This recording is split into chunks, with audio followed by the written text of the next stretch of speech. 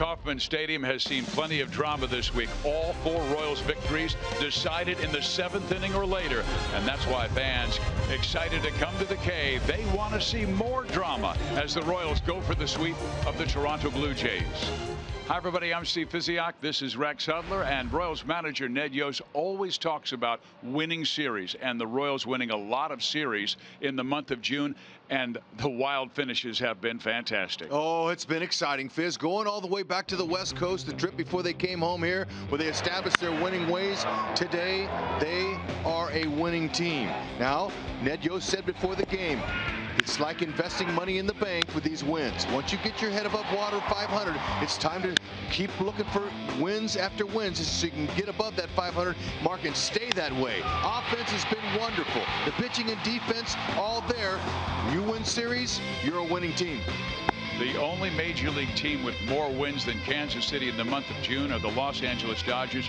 They are 17-5. The Royals at 15-6. Then the Diamondbacks and Colorado Rockies. But the Royals also getting it from the bottom of the order. And when we come back, we'll talk about Eske's magic at the bottom of the Royals lineup. That's next.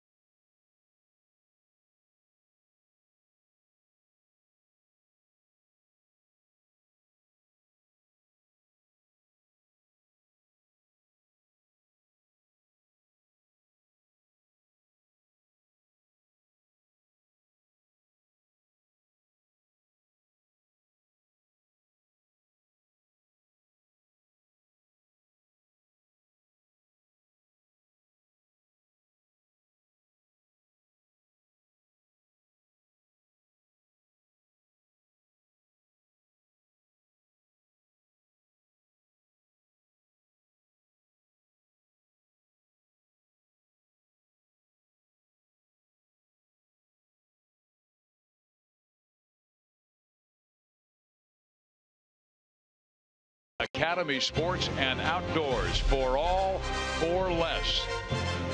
Fizz and Hud back with you. I want to talk about the bottom of the order, and Friday is a classic example. Great plate appearance by Brandon Moss. He walks, then back-to-back hits by Escobar and by Alex Gordon, and the Royals are off to the victory. Sometimes, you know, when you're a player, you come to the ballpark, you see your name at the bottom of the order, you're thinking, wow, you know what, am I not going this good? I don't know. Hey, look, the guy has a space for every guy on that team, but with that bottom of the order, when they can pick up the top of the order, that means they're getting on base for the run producers, driving guys in. But Gordon, Moss, Escobar, they've all been producing. It's been very good to watch. And as we take a look at the Toyota League leaders, well, Alcides Escobar has been very, very responsible responsible for the Royals' success. He had 3 hits yesterday. That's right. Needs to stay out of the air. His home run's going to happen by accident. If he hits the ball, hits the gaps like this, stays to the opposite field, gets his game together, that's a big boost for the top of that lineup. The Royals won last night by a final score of 3-2, but really 4 is the magic number. That's the winning formula. We'll tell you about the number 4 when we come back.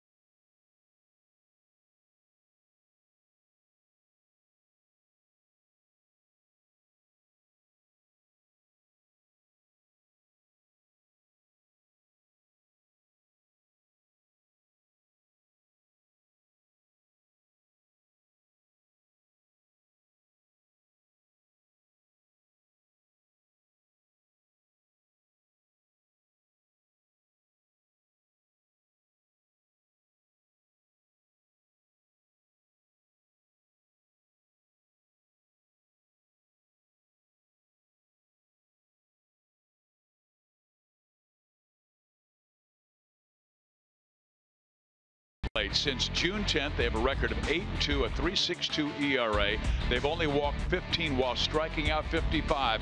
But the number 4 we alluded to, Mr. Hudler, that's awfully important. Score 4, and this team wins. Ding, ding, ding. Believe it. That's all you need. Hey, look, it's been that way. Look at that record. 13-0 in June when they score 4+ runs. Ha, ha, ha. That's the beautiful thing. When your ERA's under that, you win games, you win series, and you find yourself moving up in the standings.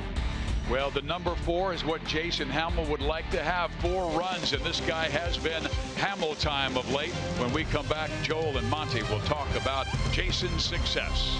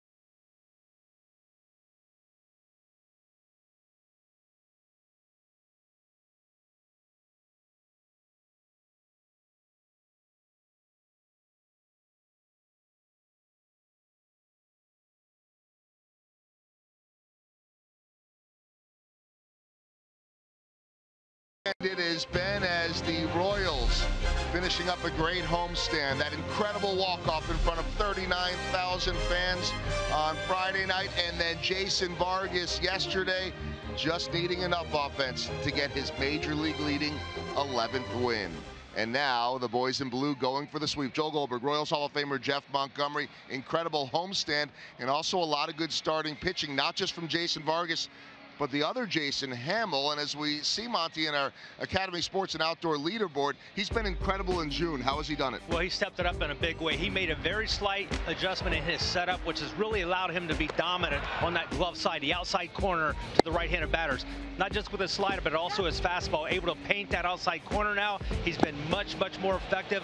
And I think it's just something, if you have him going strong, it's going to give him the confidence to go out there and attack hitters. Well, look at these numbers. He's been so good all year with runners in scoring position. But how about the significance of Jason Hamill's turnaround with the team on this hot streak? Well, one thing for sure, if you have a weak link in a rotation, the opposing team is going to find it every time out there. And we saw that early on with Jason Hamill. He's really straightened things up. He's been dominant, which now allows this team to go out there and have an extended period of hot baseball, playing great baseball. If you have a weak link, they're going to find it. And again, Jason Hamill stepped up in a big way, a huge difference for this rotation. And for that reason, the Royals feel very confident trying to break out the brooms today. Perhaps more drama late in this one. It is the series finale. Blue Jays and the Royals. Fizz and Hud have the first pitch next.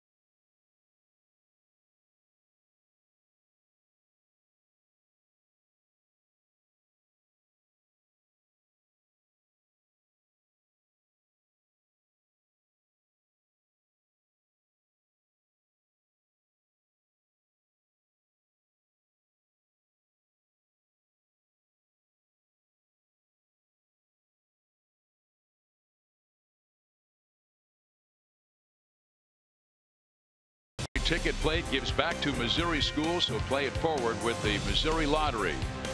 By Menards. Save big money at Menards on all your home improvement needs.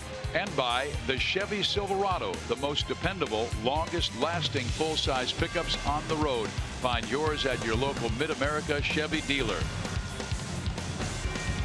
Steve Pizziak, Rex Hudler, Joe Goldberg, Jeff Montgomery with you at Kauffman Stadium. Another lovely afternoon, 78 degrees, and we've got a great crowd on hand, including 12,000 Girl Scouts in the upper deck, as this is Girl Scout Day at Kauffman Stadium. We'll take him, Fizz. And they get a chance to take a look at John Gibbons' starting lineup, which looks like this, as Bautista will remain at the top of the order, then Russell Martin, then Josh Donaldson, and then Justin Smoke. This team is 11th in the American League in batting at .247 and second to last in runs scored at 4.3. They'll be opposed by Jason Hamill, who's pitched very well in the month of June. I'll say he has. He has righted his ship and quickly. Fantastic. Look His numbers overall are getting better. That 4.83 ERA is on its way down. The innings, the strikeouts, you know, the home runs, he's done a pretty good job. He's got 5 home runs to righties, 5 to lefties.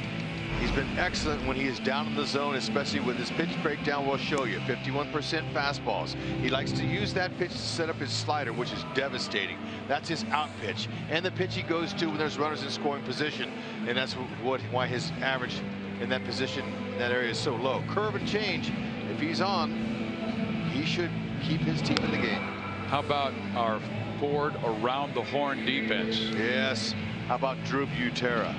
Look at that ERA when he catches Hamill. So what's that do when you have a valuable backup catcher? It lets you rest Salvador Perez, who's a workhorse back there. Every little time Ned can keep Salvi off of his feet is better for September. Believe it, August, September, when the heat comes on. Drew's done a fine job. And the guy who will be directly behind Drew Butera is John Tempane, who is calling balls and strikes. That's Joe West, the crew chief, at third base today. Corey Blazers at first and Laz Diaz at second base. So here we go. Jason Hamill at 4 and 6 facing Jose Bautista. Since he's been placed in that leadoff spot, he is 6 for 16, including 4 hits in the first 2 games with the Royals. But KC has won them both, 5-4 on Friday and 3-2 yesterday. 2 for 17 in his career off of Hamill.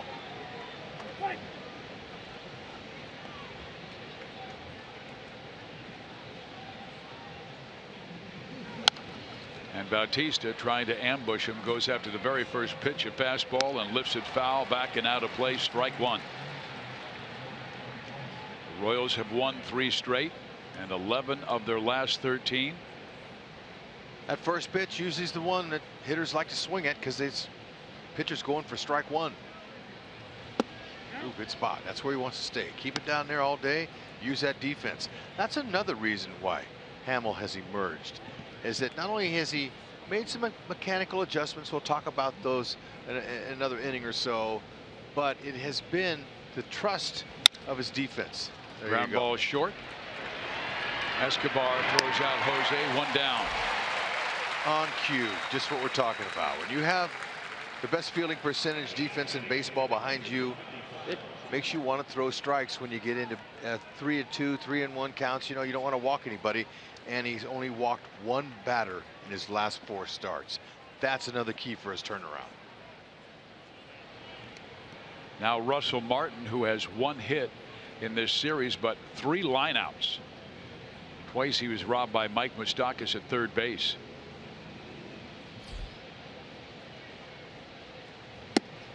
Breaking ball in there for strike 1. If you try to ambush me on the first pitch, I'll wrinkle you. And that's what you do. You don't give him the straight one. Guys, you just sit first pitch fastball. That's a beauty, that breaker.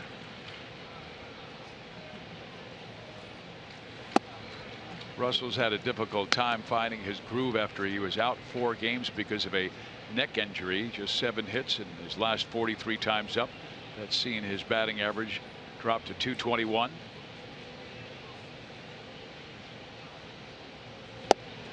Outside. 2 balls and 1 strike.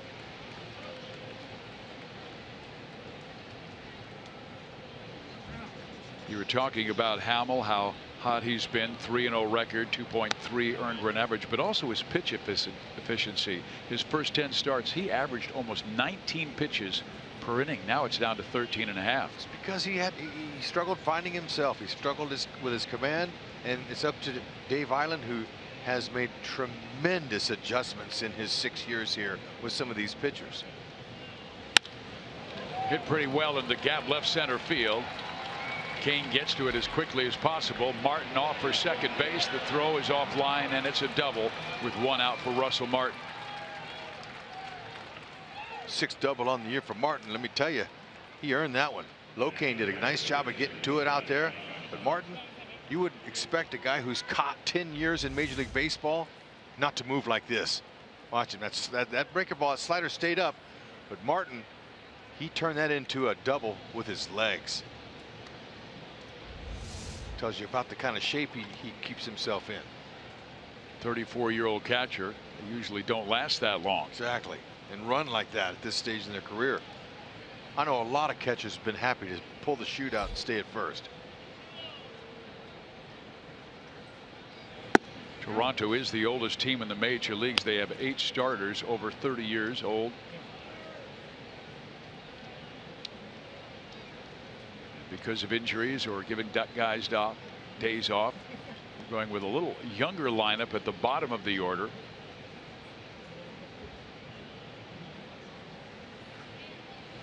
Donaldson, a veteran at the age of 31, always so productive. 8 home runs, 18 RBIs this year, even though he missed more than a month because of a right calf problem.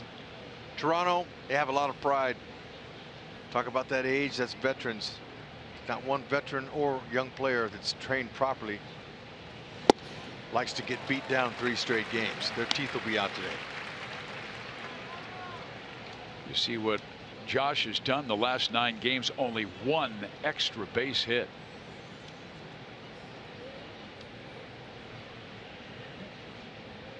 He is hitting .333 with the runner in scoring position. That 1 extra base hit came in the first inning yesterday, a double. 2-2.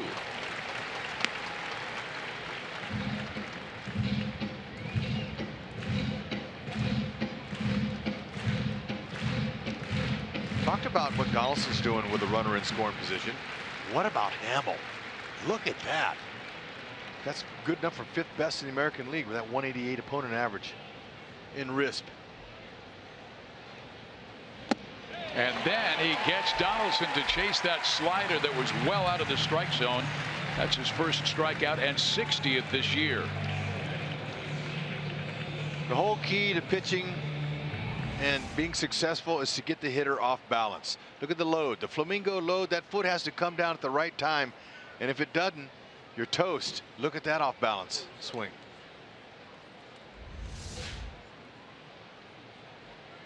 Now Hamill has to face a hot switch hitter in Justin Smoke with the runner at second base, Martin. Justin has hit safely in his last 9 games.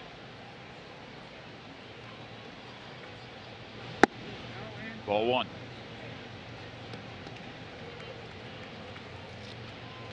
Smoke played with the Royals left fielder Whit Merrifield at the University of South Carolina.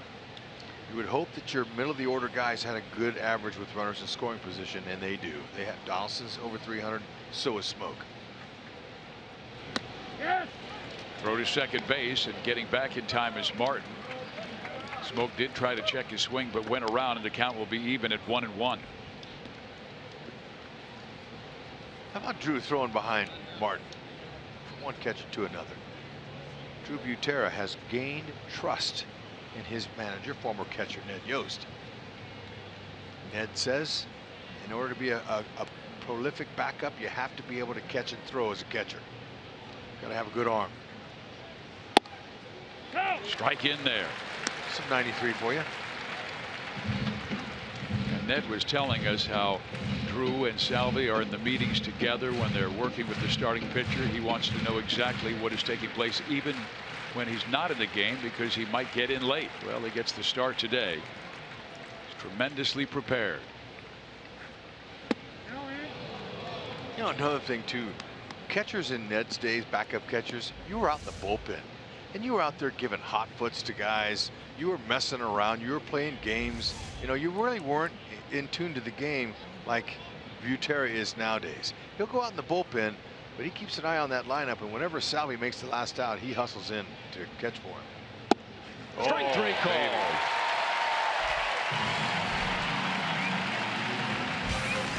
Hamill hit executing with runners in scoring position. Smoke, you got to go.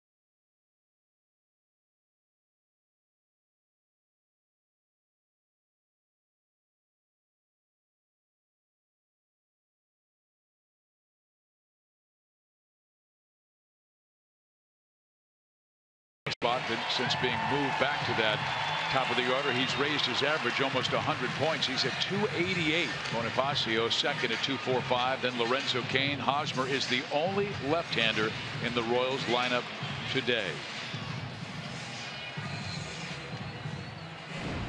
And Francisco Liriano, a veteran at the age of 33. This is his 11th big league season. A very high ERA, but he has not been healthy. He's had left shoulder injuries back in May.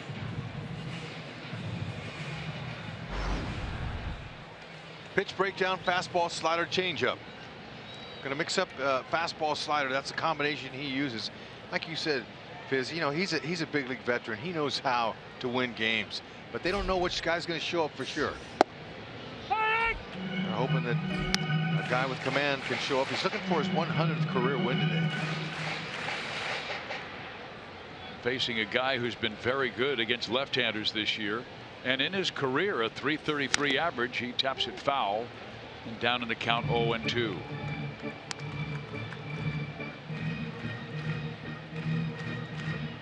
He's a little like Jason Hamill throwing that slider almost 35% of the time. You know why they throw that, don't you? It's hard to hit. You've told me. Yeah.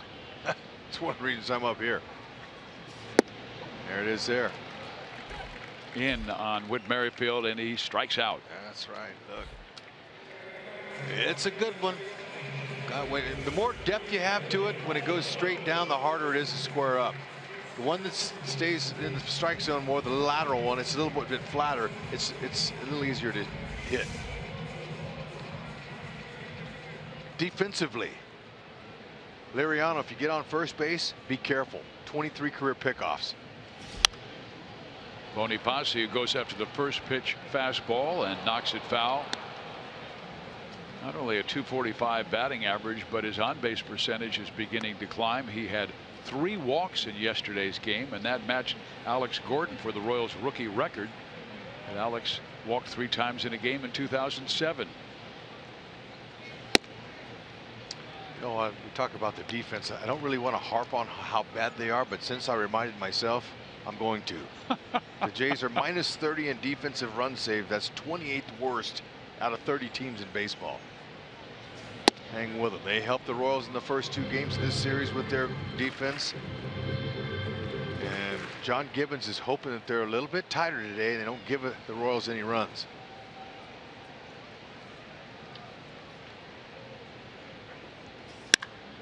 Bonifacio with a drive deep to left, and that is out of here. 1-0 Kansas City.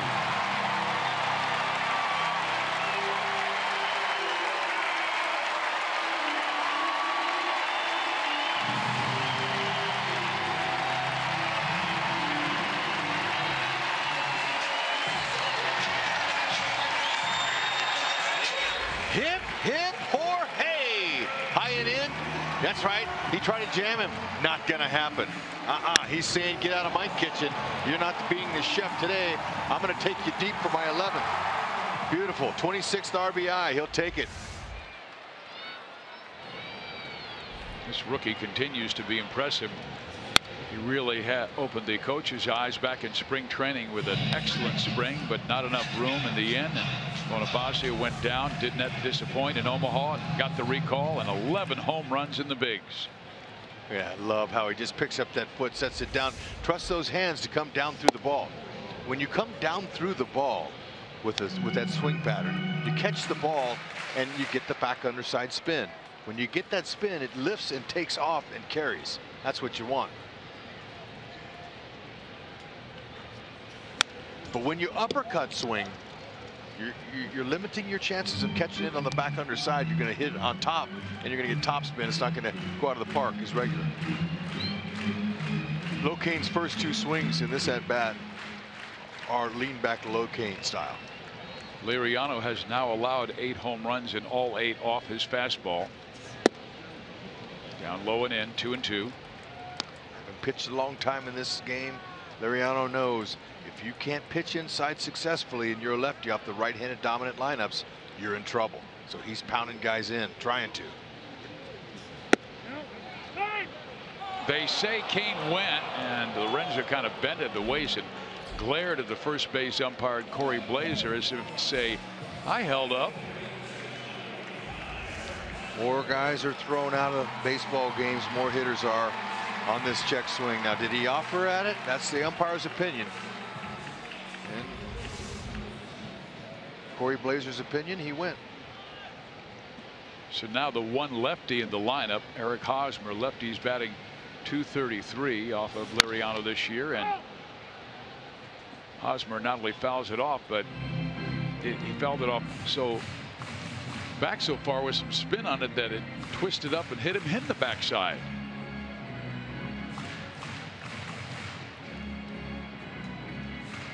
If you're a lefty, what would your approach be on Liriano? I'm going to think middle opposite field. I'm not going to try to jump out and pull him, so that's right in Haas's wheelhouse. Oh yeah, right idea. Is that because of the slider, Hud? Yeah, you know, with that slider, he's going to use it for his out pitch, but he wants to get ahead, obviously. Now he is ahead of 0-2. Haas can kind of think slider, but then a lot of pitchers have been trying to jam him when they're ahead in the count, 0-2. They could try to come in.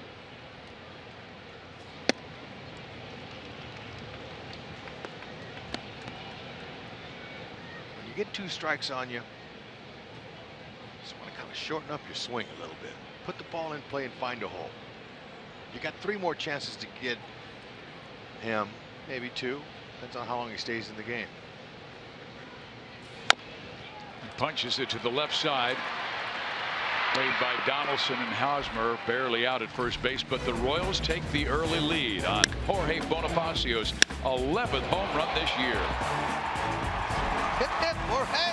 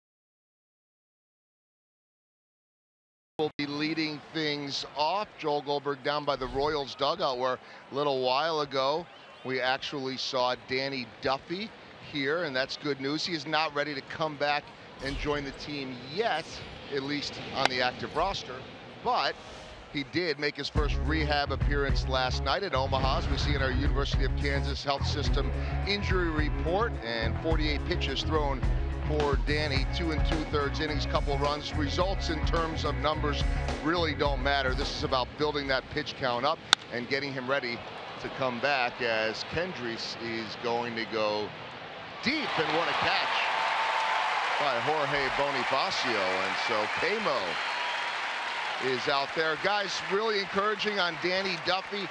Looking at probably 2 more rehab starts, and then they'll evaluate. So chance we could see him before the All-Star break. One guy that was really hoping to see him pitch, this might sound a little strange, is Marcus Stroman. Maybe those two can hook up in Toronto in August. Talking to Marcus today, he said that he didn't really know Danny before the World Baseball Classic. They became very close friends. They are very similar.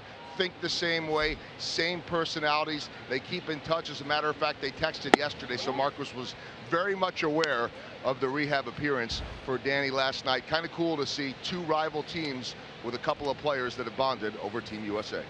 You know, that's a great story, Joel. And, you know, we're just doing the 5 days off and starting every single 5th day. And he grew up in California. He was a Dodgers fan. That was the first ballpark he ever went to. And if it lines up, he could pitch on that Sunday before the All-Star break at Dodger Stadium. But that's just conversation right now. But great to see him pitching well. We love to see him back out on the hill here at the K. Tulowitzki, 4 hits in this series, including a double and a home run. That ball that Morales hit, I thought was going to leave the K. But just talked about how the topspin, if you get topspin on a baseball like that, it doesn't carry out as far as if you get the underside spin back under. Bonifacio made a nice play and took a good route, but that ball was hit hard. And look at him, he takes a nice route to the ball, knows where he is, the fence is right there. Good timing. Joel on the nice call live.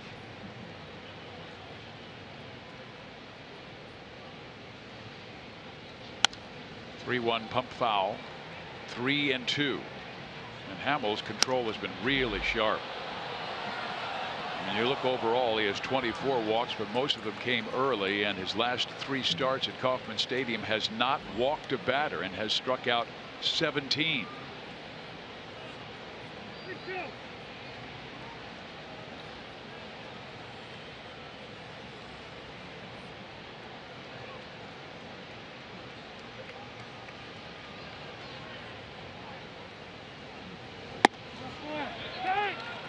Didn't go, and that is the first walk for Jason Hamill today. It comes with 1 out. He's only had 1 double play turned behind him. He's more of a strikeout fly ball pitcher.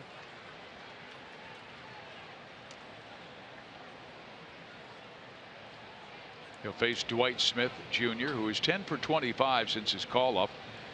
His dad played in the 1995 World Series for the Atlanta Braves, who won it that year.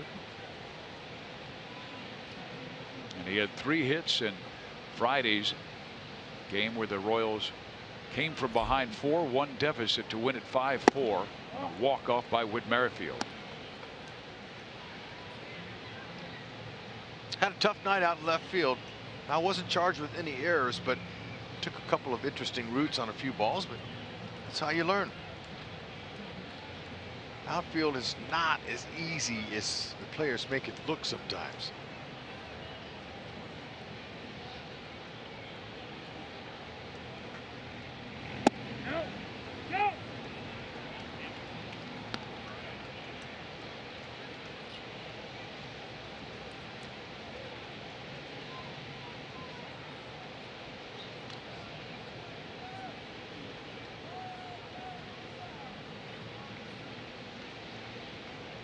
This team doesn't run that much. They're 11th in the American League in stolen bases with 29.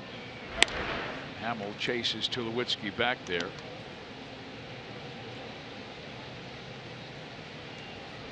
Tulo has not even attempted a steal this year.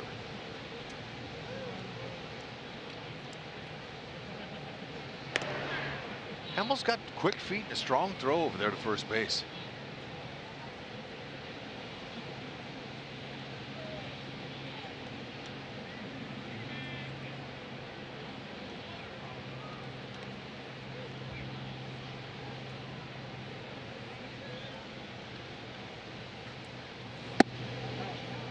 Smith has been patient. He's their first-round pick from 2011, who finally made it to the big leagues, and he has reached in his first 7 games. All right, you're down to 7, 8, 9 areas here. Hamill slowing his pace down here a little bit. There's really no need to. Get back in that strike zone. Paints the outside corner. They get back in at 3-1.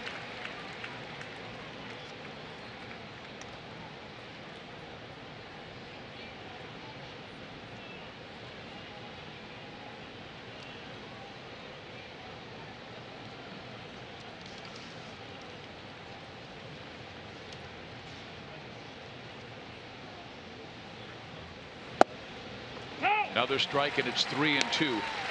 They ran in this situation on Friday. Batista was at first base, but there was nobody out at that time.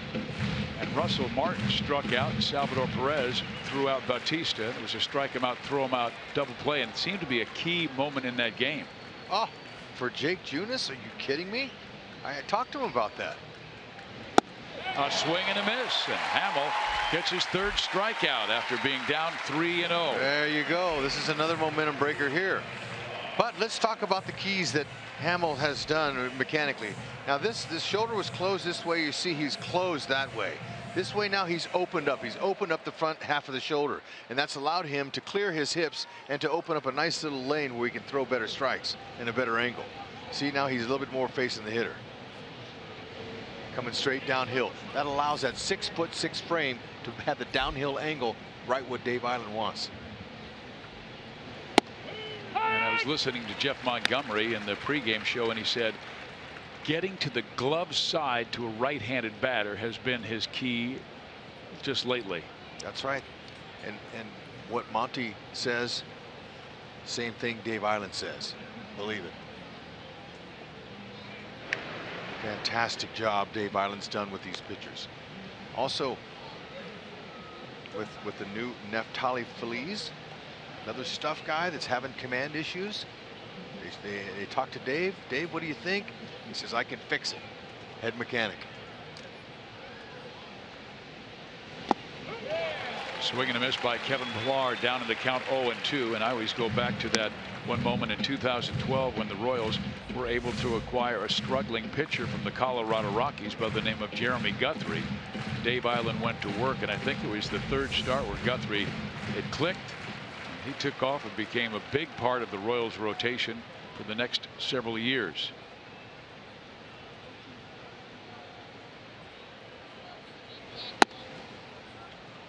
Yeah, let's get back to that first on Friday night's game. Bautista on, Martin up, got Donaldson coming up behind him. There's nobody out. You typically don't run on a 3-1, 3-2, or 3-2 situation because it could take you out of a possible big inning. It's exactly what Gibbons did. He took off, struck him out, throw him out. I asked Junis, how is that for you? There's a base hit to left field by Pillar, down to the count 1-2. Junis said that turned my entire outing around in that first inning, because you know first innings are so difficult to gauge yourself and get your pitch selection going, get your confidence going. So look, things can be turned around in the first inning in a heartbeat. Drew Butera jogs out for a visit.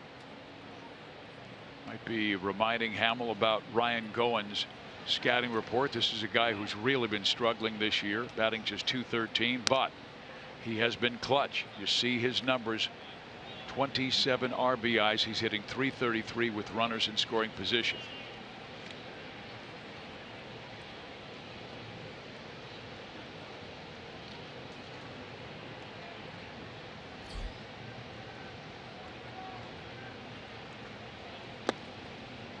Toronto going with 4 left-handers or switch hitters in this afternoon's game.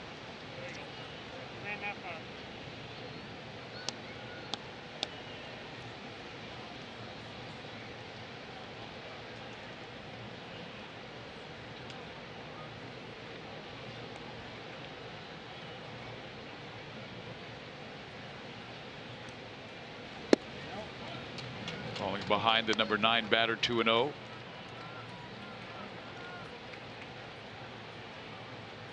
Even up with the homers.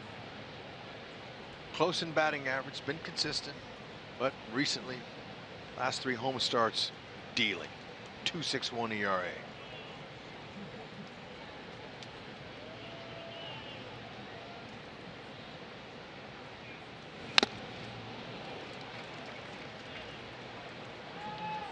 Wants to keep that walk from scoring. Sometimes when you catch, you get those babies.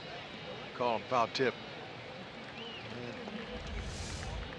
you don't want a lot of those. No, it's not healthy.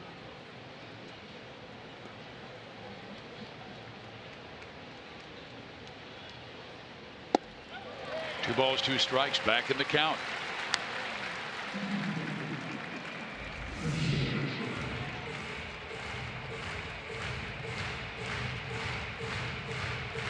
And that was a breaking ball down the heart of the plate. So he really hasn't seen his great slider yet. That has been his money pitch.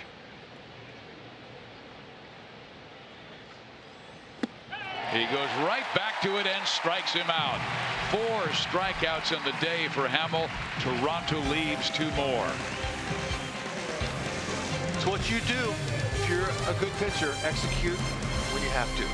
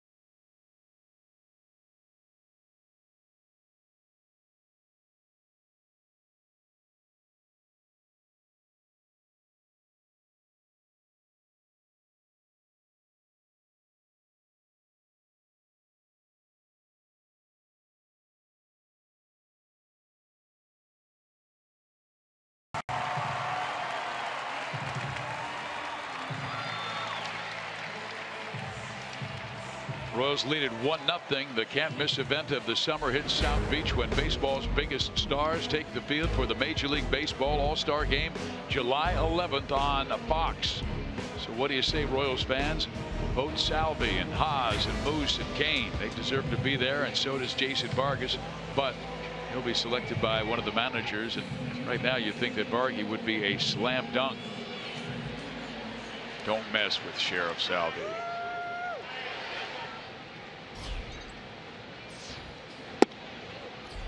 First pitch slider, strike 1. Salvi 2 for 10 in his career. Off of Liriano. 2 hits in this series, one of them a double.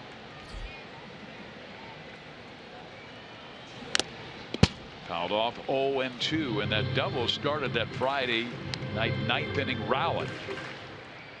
And of course the Royals really put it to the Blue Jays, who were leading by 3 at the time. After they got Moose to pop up, a walk to Moss, a single by Escobar, a single by Gordon, and then Whit Merrifield's game winner. 1 ball, 2 strikes.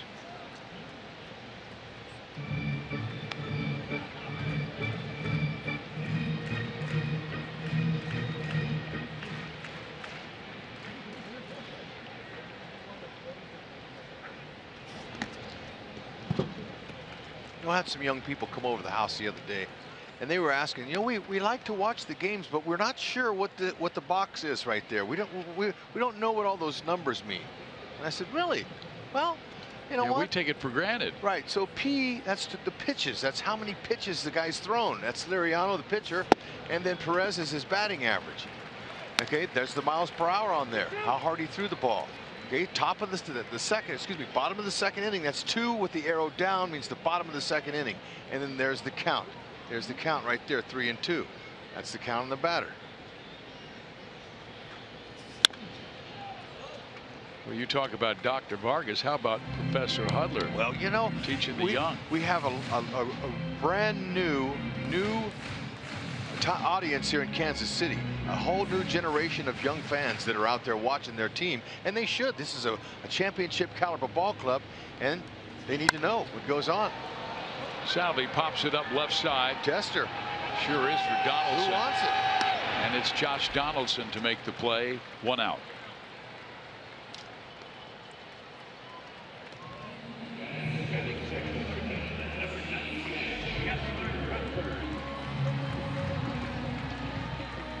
One of the reasons they rested Russell Martin, had him play third base yesterday, because they like Martin working with Liriano in their career together.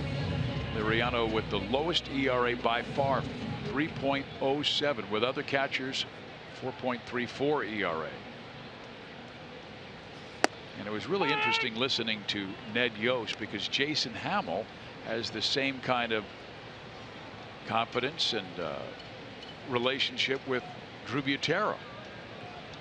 There is Cheslor Cuthbert. Ground ball up the middle, fielded by the second baseman Ryan Goins. He'll throw out Cuthbert for out number 2.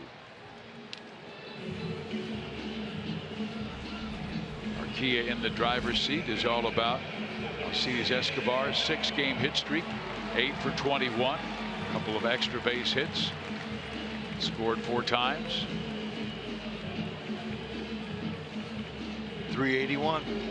He's firecracker hot right now.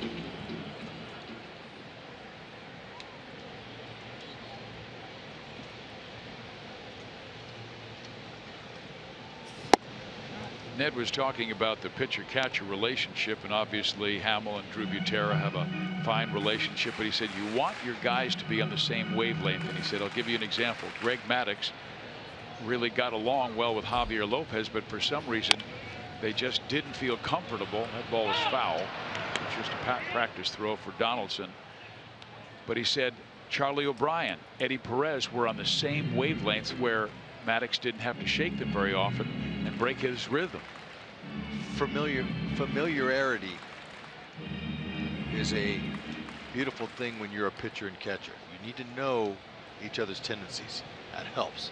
Yeah, Vargas doesn't even shake with Salvador Perez. They were the combo yesterday, and Vargas got his 11th win.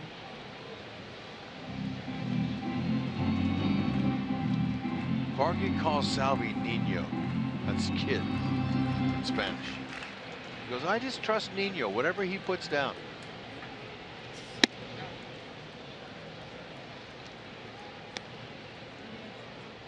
Leader and tremendous competitor. A guy that you can go up to if you're a hitter or a pitcher and say, hey, Vargas, I got something going on here. Can you help me with this? And that's how valuable guys like that can be.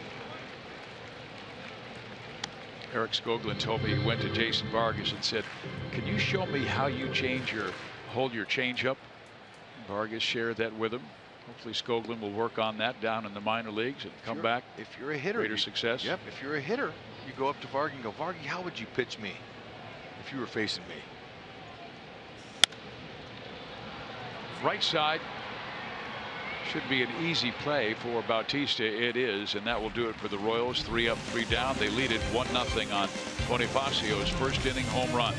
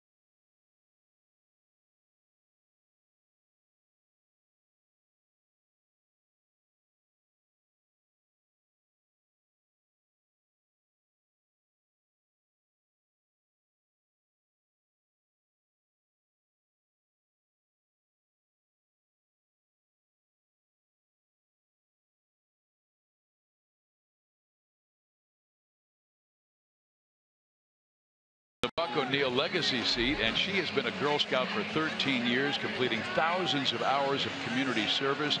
Recently, Haley was one of 42 Girl Scouts across the region to earn the Gold Award, the highest award a Girl Scout can earn. She received this after leading and organizing a workshop to make and deliver over 600 toys for children residing in Uganda orphanages. Haley also worked with a local organization, Kindcraft, and they will annually hold a toy making workshop and send the toys to African orphanages in need. Way to go, Haley. That is wonderful. Impressive what you do at such a young age, Haley. That organization does a lot for young ladies. Be of service. As a matter of fact, we had some visits up here in the booth today with some Girl Scouts, and they did not come empty-handed, Fizz. They gave us some of our favorite Girl Scout cookies. Thank you for that.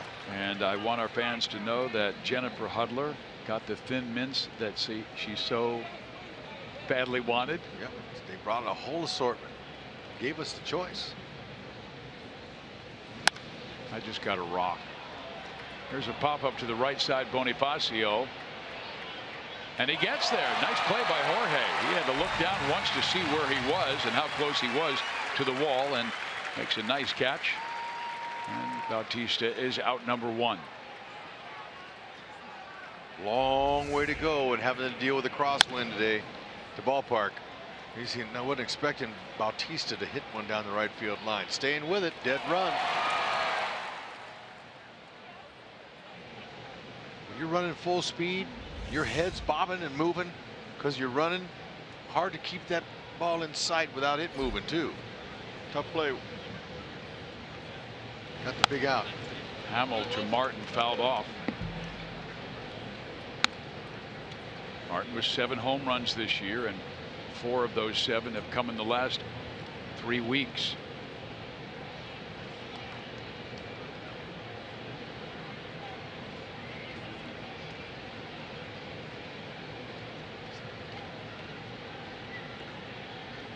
Got to see Russell Martin this morning.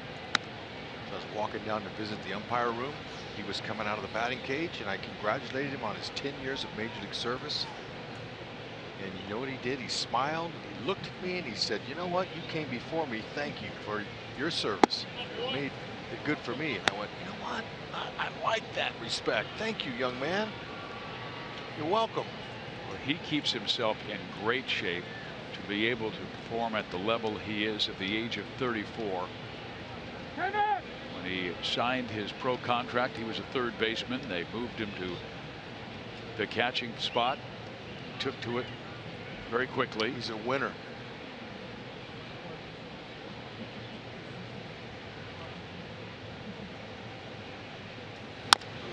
Left side, Cuthbert. 2 out.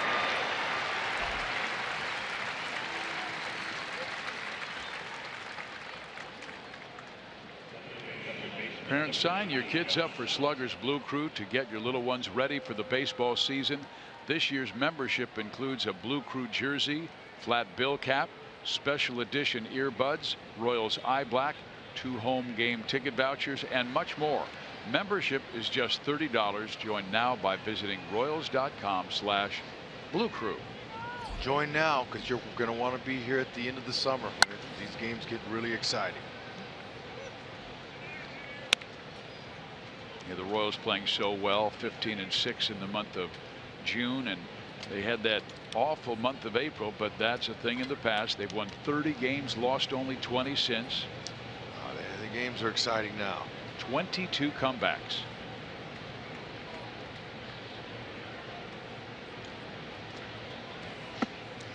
It's a little bit low, but they started the day just 2 games back of the Cleveland Indians. Minnesota's a half game back after they've taken the first 2 games with the Tribe this weekend. Then Chicago and then Detroit. We go to the Tigers next. It will be Kennedy pitching on Tuesday.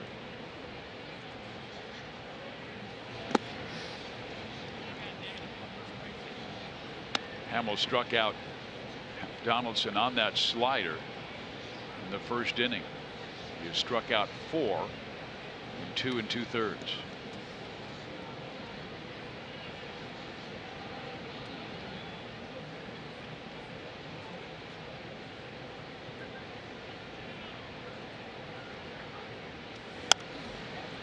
on his hands with the fastball.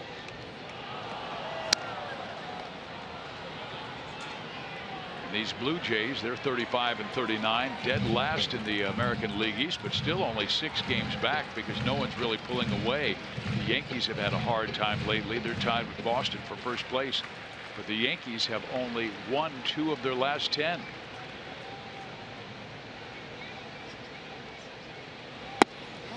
Off the plate, 3-2. Toronto, much like Kansas City, had that bad start in April.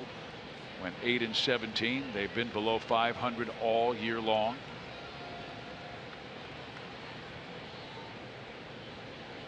Could be a rough climb. Fall that far behind.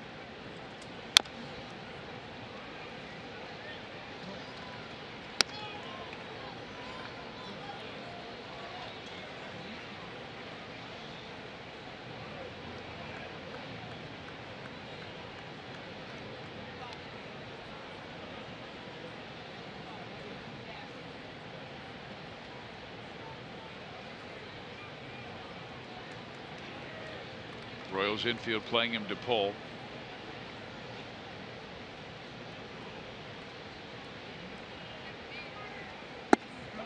Just barely missed outside, and that is a 2-out walk to Donaldson.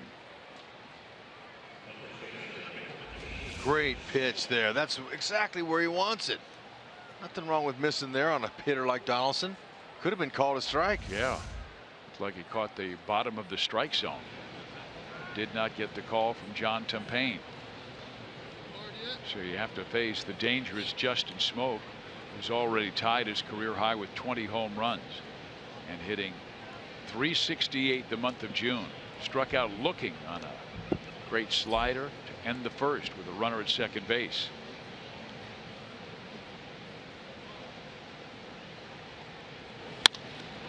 Line sharply to center field. Donaldson will make it to third. First and third for Toronto with 2 out.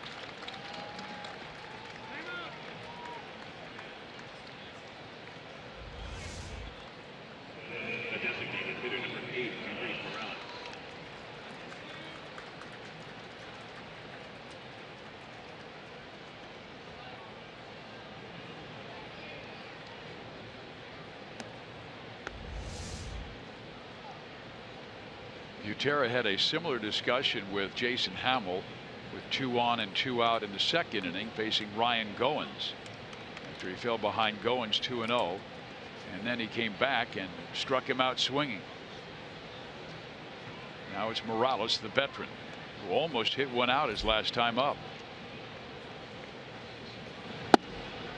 Where Donaldson was down that line at third base a long way, and I think Cuthbert's going to have to come in a little closer. Yeah, just try. That's all it is trying to distract Hamill. Worried about the hitter. Focus on the hitter. It's a big part of the game right here with 2 outs.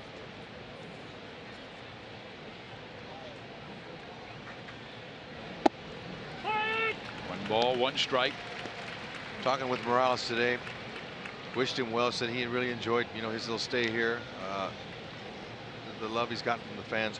I look at his shoes. I couldn't help. I go, Camo, what's up with the shoes? They got Velcro. There's absolutely no laces or anything. It's a state-of-the-art shoe. And he says, I like them so much I could dance with them. And I go, well, really? So he pulled them up, and he showed me they have his initials on they're high tops. I said, would you pull them up for our cameras? And he goes, no, I can't do that. But they're the Velcro right here. See, those are Velcro straps. They're not. It's pretty cool, state-of-the-art shoes. Well, perhaps he could follow David Ross in Dancing with the Stars in those shoes. Fouled off. He's got a good personality. Oh, he's great. And for speaking as little English as he does, he has no trouble communicating. Yeah, this is before the game. Out, they kind of run to center field. They stretch a little bit. Look at Esky jumping into his arms. That'll tell you how important Morales was to these guys. There is. And once you're friends with a guy like that and you bond with a championship, it's lifetime. That lasts a lifetime. And his whole story, trying to escape Cuba 9 times, caught by the law. He'd have to be thrown in jail. His mom would bring him peanut butter and jelly sandwiches to jail that let him out. and then he'd try again, and he finally was on a boat for 3 days without food. They were down to their last bit of water and rescued by U.S. Coast Guard. And he went to the Dominican Republic and then signed with the Angels. Gets established with the Angels, hits a walk-off game-winning grand slam, and he jumps at home plate and busts his ankle and had to have 6 screws in it, 3 screws in it. Missed a year and a half. Yeah, missed it. It totally rocked his world, but he worked hard, he rehabbed back, and he was able to become the championship player he is. He's a guy, if there's one word you could use, it would be grateful. He's very grateful about the teams that he's played for, the coaches that he's played for, and he's a tremendous man of service. Now lives in Miami. Okay, now forget all that. Hamill needs to strike him out. There you go. The 2-2 pitch. Fouled off. Ooh, Morales wanted that one. Nice break with the overcast today, right now, because this, you know, the sun, when it's clear blue, it can cause some problems. Likes the high fastball, just got under it. Look at all the pitches he's milking from Hamill.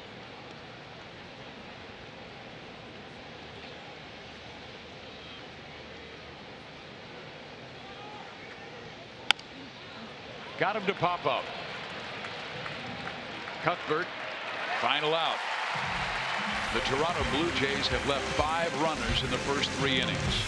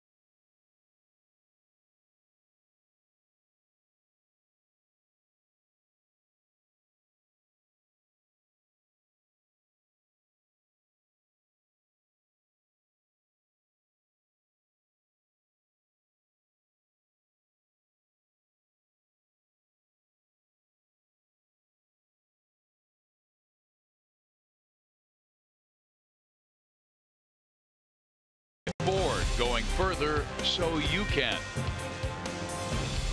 I like it, man. Here at Kauffman Stadium, a lot of love early. Great crowd on hand. Oh. The Royals have a 1-0 lead on Bonifacio's 11th home run of the year. Just love to hear that sound. Off a Royals bat, of course. Bottom 3, Ramon Torres. 5 for 17 after coming up from Omaha, where he hit .327. Switch hitter batting from the right side. There's that good slider again. Torres has looked composed, having his 5th start in the Royals uniform and in his big league career today. This is his 5th one. He was composed. Hits it sharply, but backhanded by the shortstop Tulowitzki. 1 out. Does not look overmatched. A lot of youngsters up top. Wow. Hey guys. They're posing for us. Which one of you are going to be a Royals player? Okay. All right. I says I will. And then you have all of those Girl Scouts out there. We told you this is Girl Scout Day, and we had 12,000 Girl Scouts walking the field.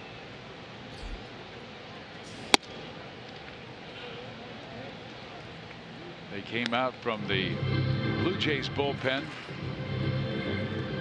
walked from dugout to dugout, And the warning track. And upstairs to watch the ball game. Watch their winning Royals, who have won 11 of their last 13. Drew Butera, 2 home runs this year.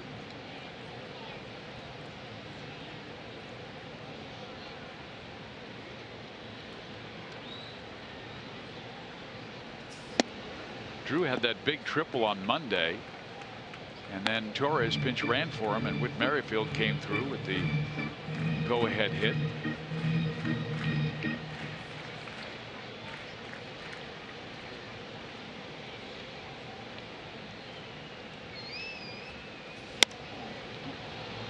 Popped him up. 2 out. Let's go to Joel.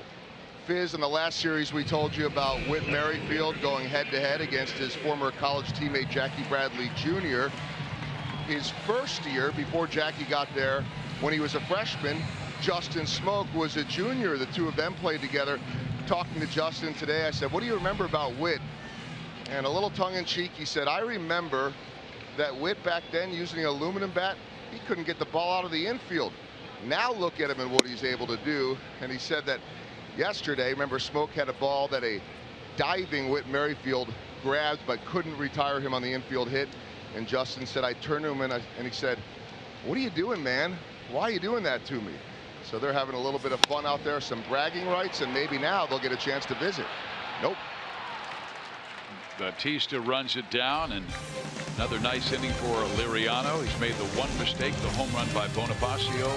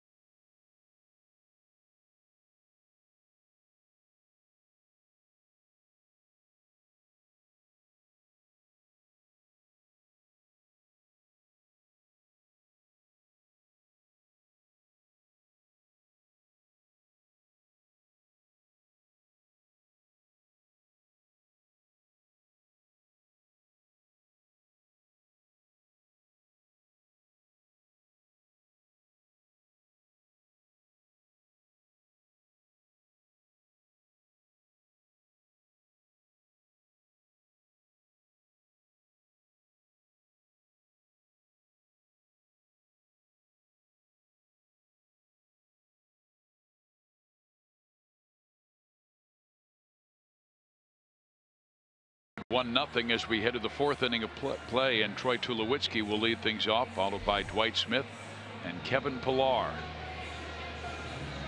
Jason Hamill has allowed base runners and a hit in each of the first 3 innings, but Blue Jays have left 5 stranded.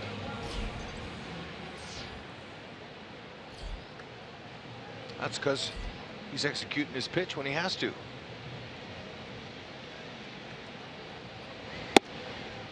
Strike 1 on the slider. Yeah, that runner average with runners in scoring position from Hamill's under 200. 10-year veteran, he knows what to do when runners get out there in second base and beyond. And it's almost 100 in his last 10+ starts. Oh man, that sounded loud. I think it's going to stay in. Kane says he has it. He does, and 1 long out. Time for our sprint trivia question. And we take a look at Vargas. Could he be one of the keys to the sprint trivia? Which of these 2 pitchers share the record for most wins prior to the All-Star break in a single season since 2000. Mark Burley, Roy Halladay, Ubaldo Jimenez, CC Sabathia, or David Wells. Wow. Now they're giving us multiple choice, but it's a very difficult one.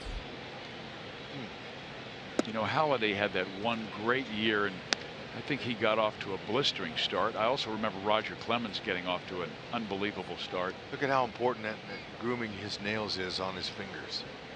Left hand. It's very. The doctor is performing a little bit of pedicure, not pedicure. It's a manicure. He's manicure. Yeah.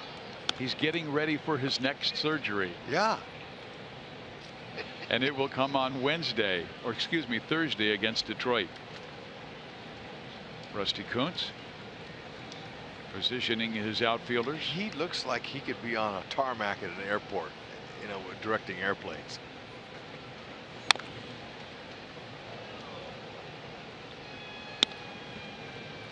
Look at him. All right.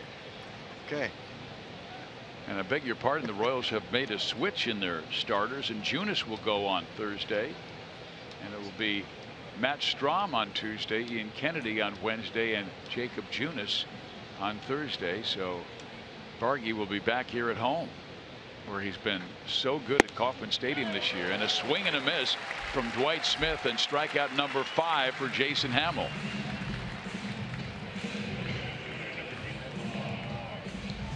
Climb the ladder on him on the Missouri Lottery Fox tracks. That's where you're seeing it. Appreciate that. That's the simulate home plate. Gives the fans back home an idea about where the pitches are located. It's not exact, but you know, it's close, and I like it. Fans like it. That's what it's all about. Now Pilar, who has one of the 3 hits off of Hamill today, and goes after the first pitch slider. He was down in the count 1-2 when he ripped the line drive single to left.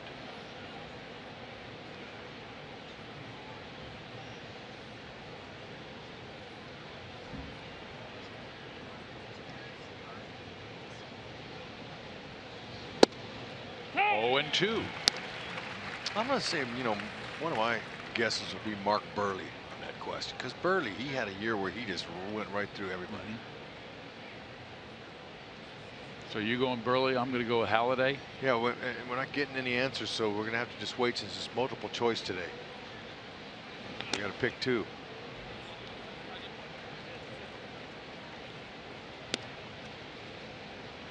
And Clemens wasn't on that list. I remember the Rocket one year when he was a Blue Jay just got off to a blistering start.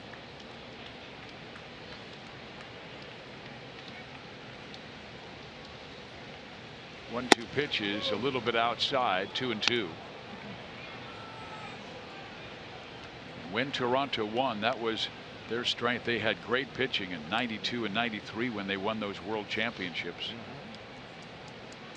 they finally got back to the postseason for the first time against the Royals in 2015. Punches it to the right side. Torres has it. That's an 11-pitch inning for Jason Hamill. He has a 1-0 lead, and he'll have the guy who gave him the lead to lead things off when we come back. Jorge Bonifacio.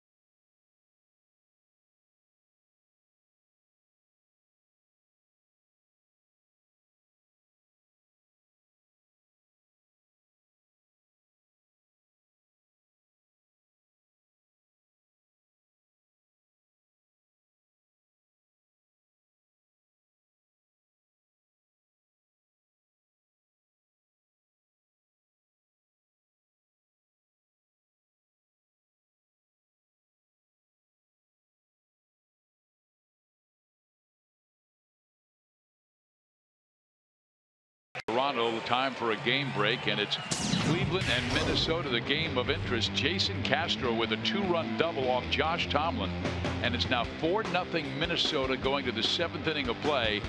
My goodness, they're going for the sweep, those Twins, trying to leapfrog Cleveland for first place in the Central. They're 20-17 against the Central, and quite frankly, I thought it was greater than that, the way they knocked around Cleveland this weekend and the Royals all year long. We got Minnesota come back after that three-game series in Detroit next weekend.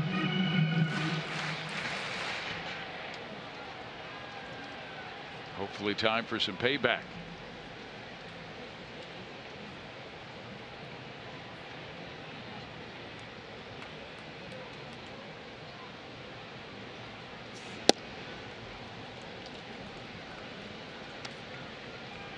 Bonifacio lately has been putting himself into some pretty good counts. The 3 walks yesterday were impressive. When you trust your hands like he does, he can be dangerous in any count. 3-1. Doesn't do too much. He can jump out. Just look, every little side shot we see of him from the first base dugout camera shows him keeping his lower half in perfect balance with his front step not stepping. 3-2.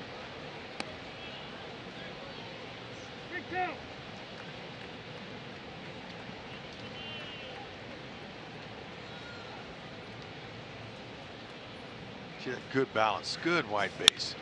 Oh, a lot ahead of that one.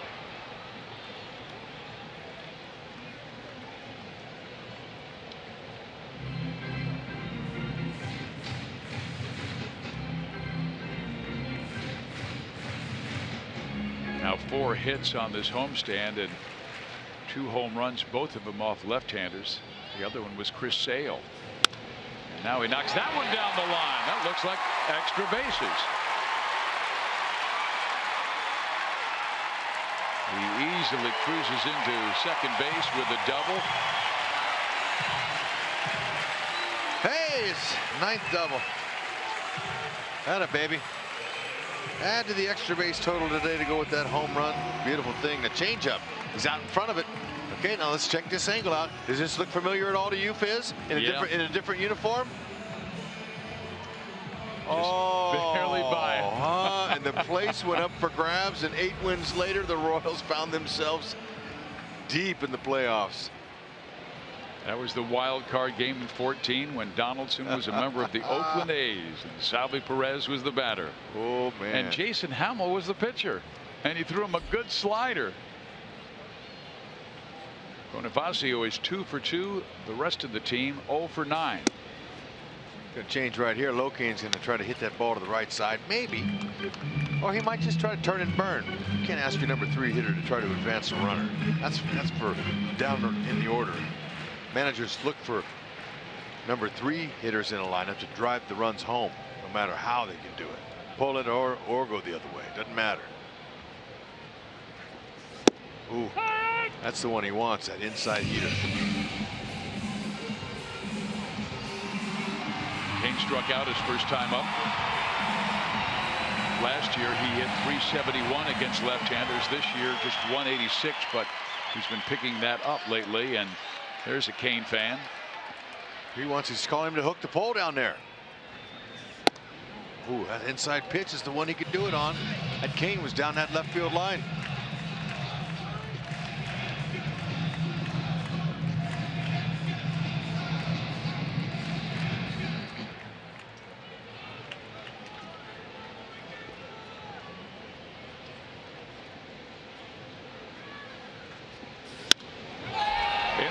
To left field. Smith makes the catch. Bonifacio back to second.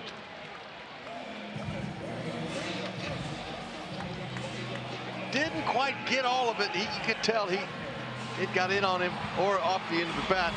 Smith not sure exactly which way to go on that one. He's going in, he's going back, but he makes the catch.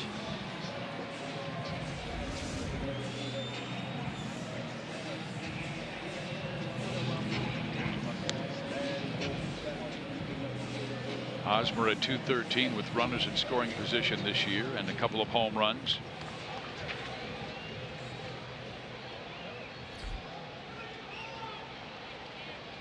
Liriano was able to get Haas on a chopper to third, and Donaldson threw him out to end the first.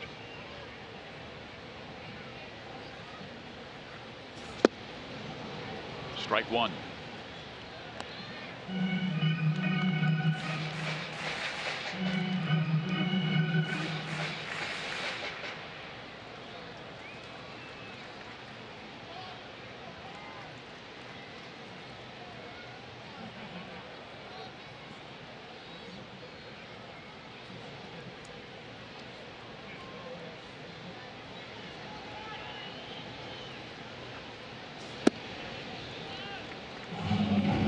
Liriano had trouble in the first inning of his last start, where he gave up 4 runs in the first.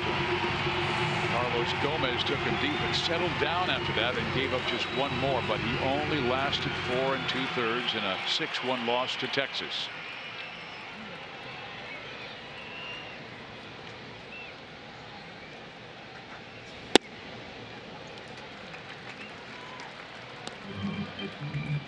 Francisco Liriano has had a tough time on the road this year. You see that ERA? That's way up there. That's in 5 games on the road. But today, if he's not pitching like that, he's on top of his game. He's executing. He's hitting his spots. 3 good pitches. And there's a punch to left field. Bonifacio with the turn. He'll come home, and the Royals take a 2-0 lead.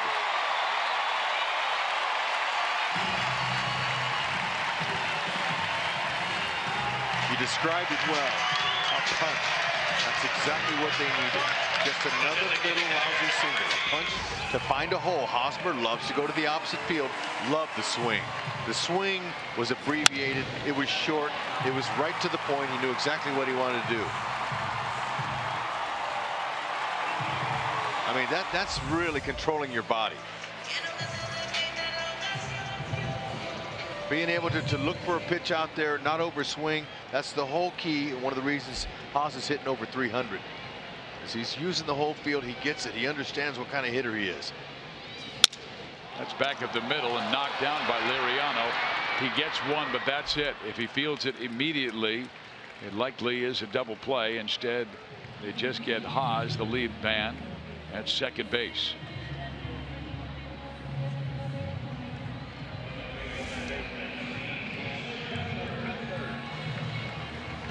Hit him right in the heel of his glove there. He couldn't quite get it. There's no chance to get Salvi.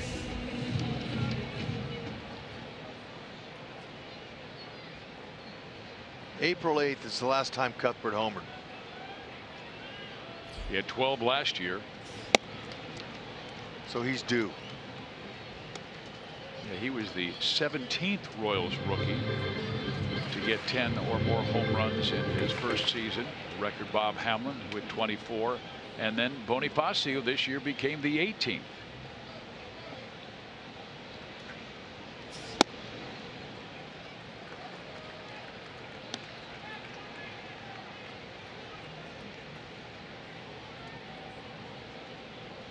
This is just Chesler's 5th start in his last 16 games.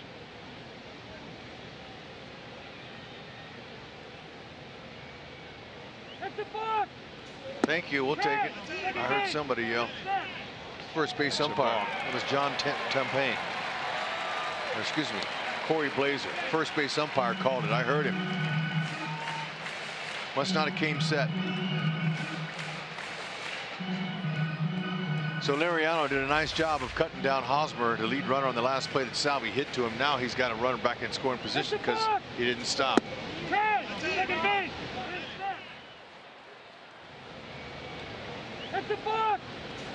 Interesting. He looked like he rocked a little bit when he came set, so it, that angle there from the backside was hard to tell, but it looked like he made a movement before he went home. More importantly, now the Royals have another runner in scoring position where a single by Cuthbert with 2 out could score Salvador and give the Royals a 3-run lead.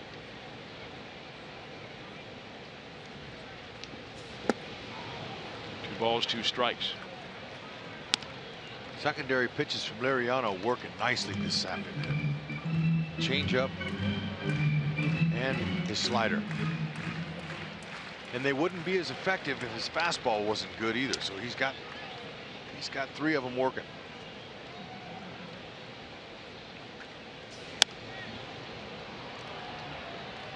And he continues to come after Cuthbert. Off-speed pitch, whether it's the changeup or the slider.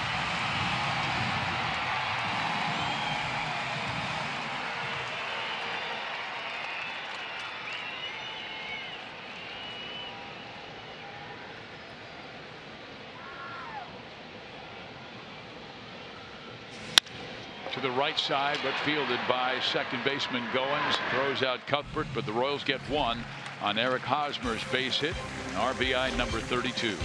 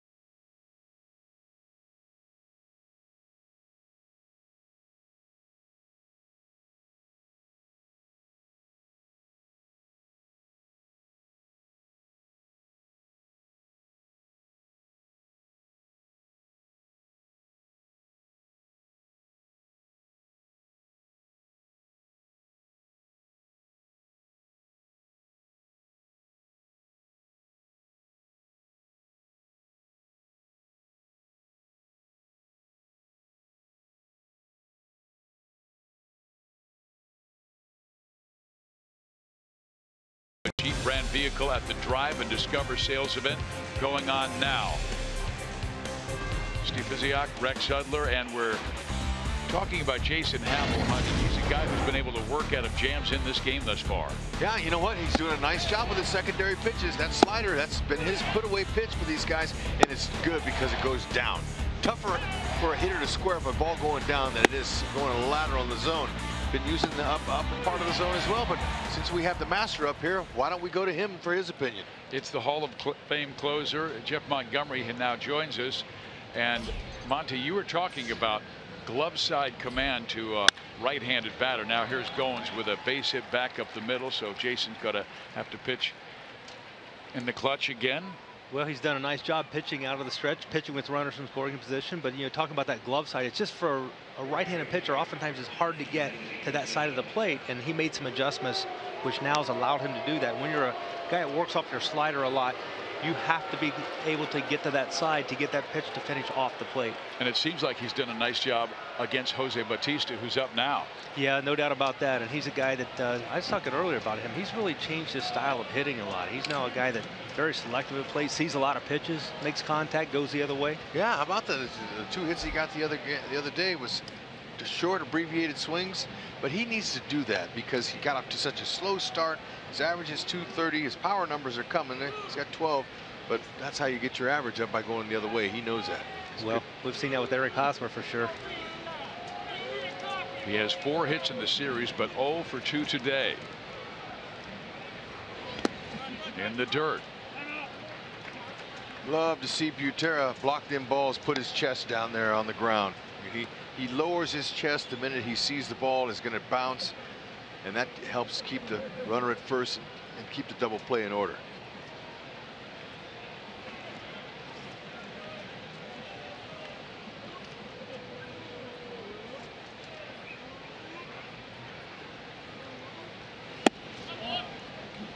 fallen behind Batista, who is 5th in the American League in walks with 43. And Encarnacion of Cleveland leads the AL with 46 starting the day. Ground into 10 double plays. That ought to work right here. Goins has stolen just 1 base.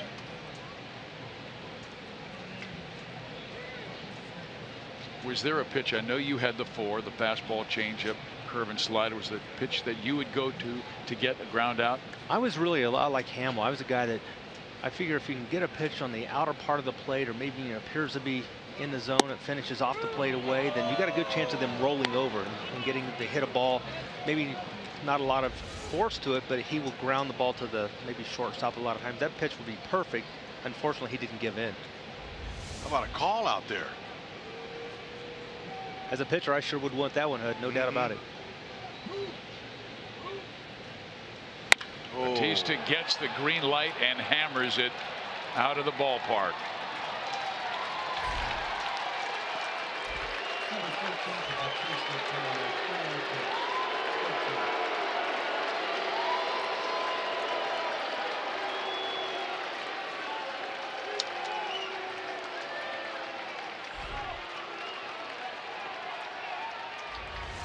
Ties this one up.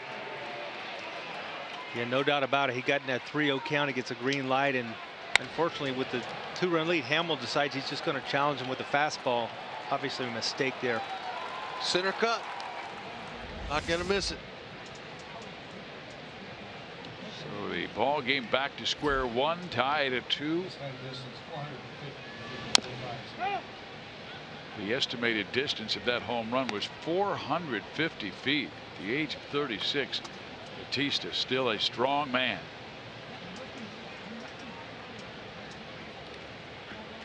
Hit that ball so far that brought out some moose calls. Or something close.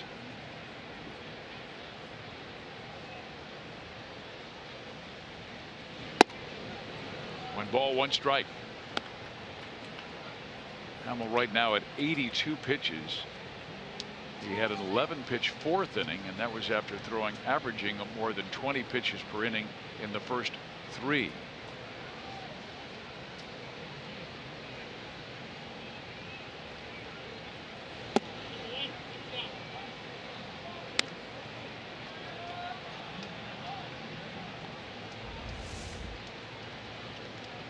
Pitch just going to miss. Just a little. He's not getting a lot of calls. A lot of his borderline calls not going. As a result, I think his pitch count now at 81 pitches.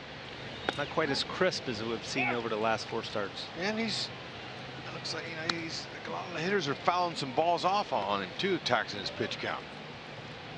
But overall, manager, all he cares about is he's keeping his team in the game and in range to win.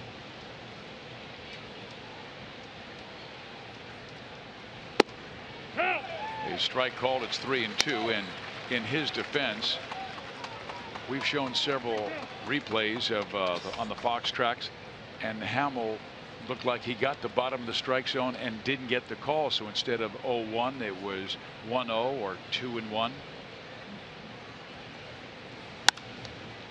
Popped up right side. Hosmer will chase it, but it's in the seats. Yeah, and you can tell that Hamill feels comfortable about what he's doing as far as executing his pitches. You don't always get the call. You always don't get the same results that you're looking for, regardless of the fact that you may have executed that pitch perfectly. You go back to that first inning, Justin Smoke up there. He throws a 2-strike pitch. He takes it inside. He throws exactly the same pitch next time, and he takes it and he calls the strike. So you just got to keep going there. You can't change your game.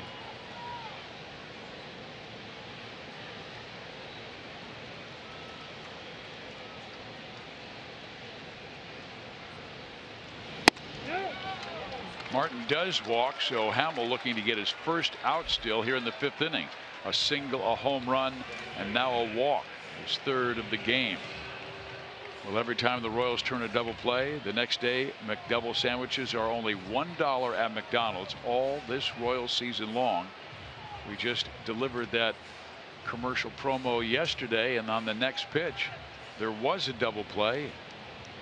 Jason Vargas was able to get a 6-4-3 to end the 5th inning.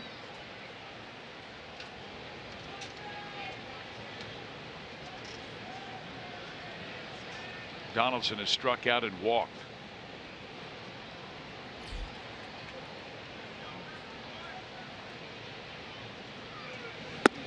Hamill has recorded only 2 groundouts in the game.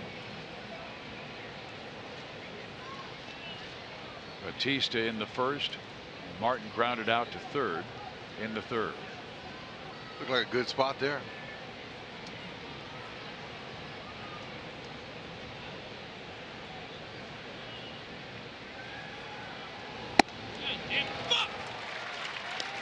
One ball, one strike. Donaldson not at all happy with his last swing.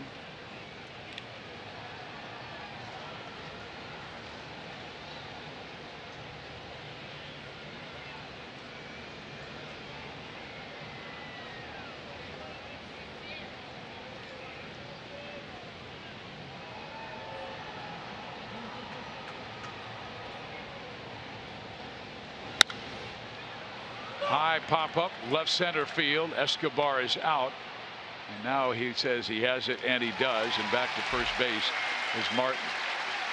What do you say we answer our trivia question now that Jeff Montgomery joins us? He can add to the conversation. This is our sprint trivia question. Which of these 2 pitchers share the record for most wins prior to the break in a single season since 2000? Hud went with Burley. I went with Halladay, and neither of those are correct. So you've got. I go Ubaldo Jimenez and CC Sabathia. And we'll answer the question after this pitch to Justin Smoke.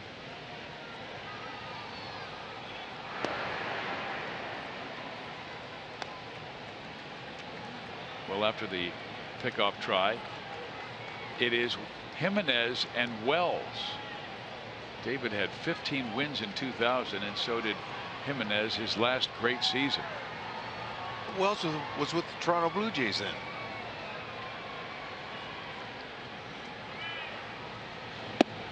In there, 0-1. Hud, you probably had your fair share of battles with Boomer Wells. I did, Monty. I got him in my 1 chapter a book that I have. Most home run hitters have a book. I have a chapter. And I stole home on him on a straight steal. I love to watch that guy pitch. He was fun.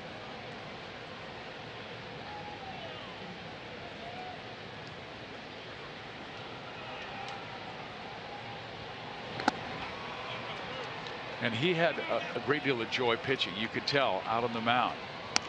He got it. He gets it.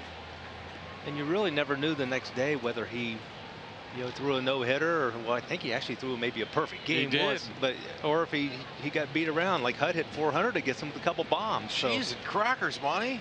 How'd you come up with those numbers? That's pilot to bombardier. Give me some Boomer.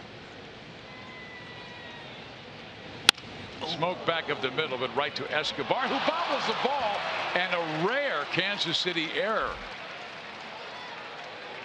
That's Escobar's 6th miscue this year. Russell Martin coming to second. Escobar trying to measure up if he's going to run and beat Martin to the bag or throw all the way across the diamond. That's what he was thinking. Little distracted there. Head came up just a little bit ahead of the ball getting to his glove.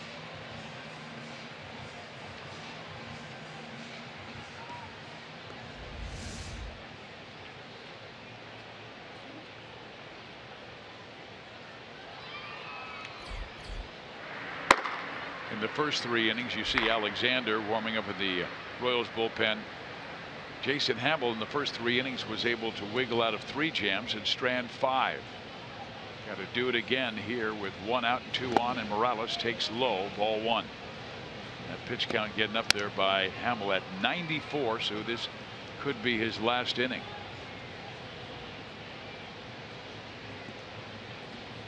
Big situation here for Hamill to pick up his shortstop Alcides Escobar after that rare boot. Love to see a little McDouble play here. Camo's hitting to 12 lane balls.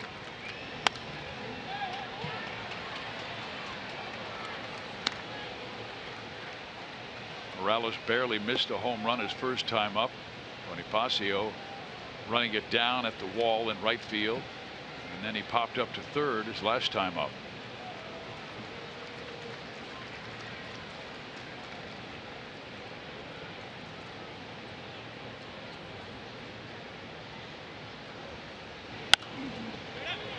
high popper back and out of play. Advantage Hamill, 1-2.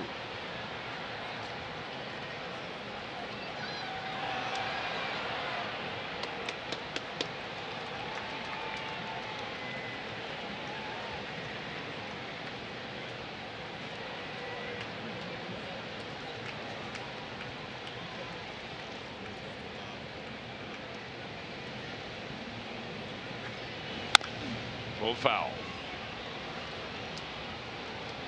Kendrys Morales, a great fastball hitter, a good type hitter that you like to get ahead of, like Hamill is now ahead in the count, because you get in those fastball counts, he knows exactly what to do with the fastball. And he's been on most every pitch that he's swung at here in this at bat. Be careful. Royals know all about his power. Belted 52 home runs for Kansas City the last 2 years. Leave anything in the middle. And then he zips that fastball above the belt and gets the strikeout. So 2 down here in the 5th. Beautiful pitch. Elevated him, huh, Monty? Yeah, one of the best pitches you can throw to a good fastball hitter is a high fastball that appears to be hittable, and it just has that rising effect to it. Gets it by him. So now Butera out for the conversation. I remember twice in this game Drew going out there with 2 on and 2 out. First time Goins struck out, and then in the 3rd inning, after Smoke had singled, Drew went out and said, let's talk about this guy coming up. They got Morales to pop up. Now with 2 out, 2 on in a 2-2 game, it's Tulowitzki the batter.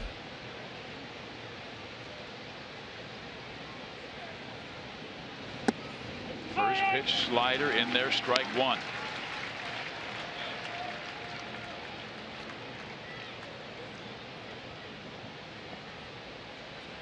Finally got a call, Bonnie. Yeah, nice to get that one, especially first pitch of this plate appearance against Tulo, who's got the ability to do some damage. Yeah, if he gets out of this inning here with no more runs up, he did really well to recover. 0-2. He's gone back-to-back sliders. Would you stay with that pitch? I think so. To me, you got to, in this situation, especially runner on second, maybe get him to go a little bit further outside, expand that strike zone just a little bit more. You got an aggressive hitter. I always felt like aggressive hitters, they want to drive those runs in. They don't want the guy in the on-deck circles, so they're going to maybe expand a little bit.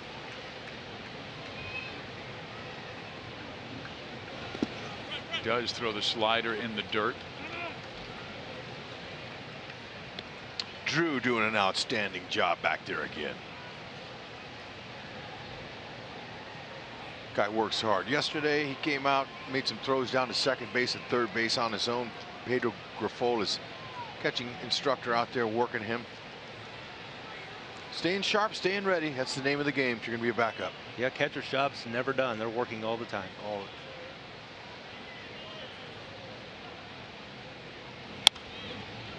Out of play.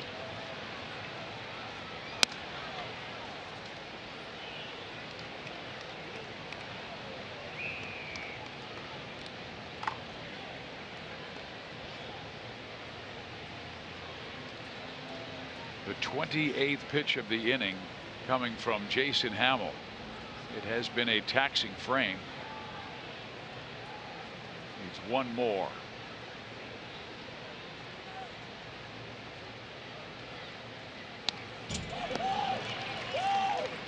He had Tulowitzki on his front foot, just did spin it foul.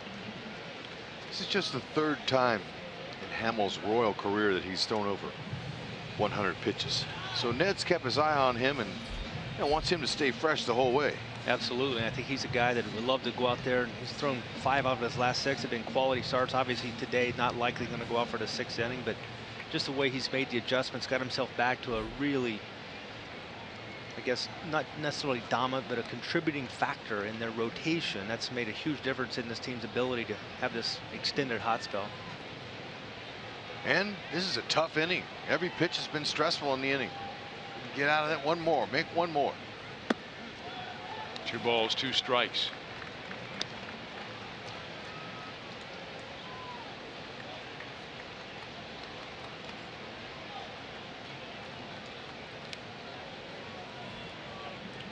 He went above the belt to get the key strikeout of Morales. But Tulowitzki handles the pitch up very well.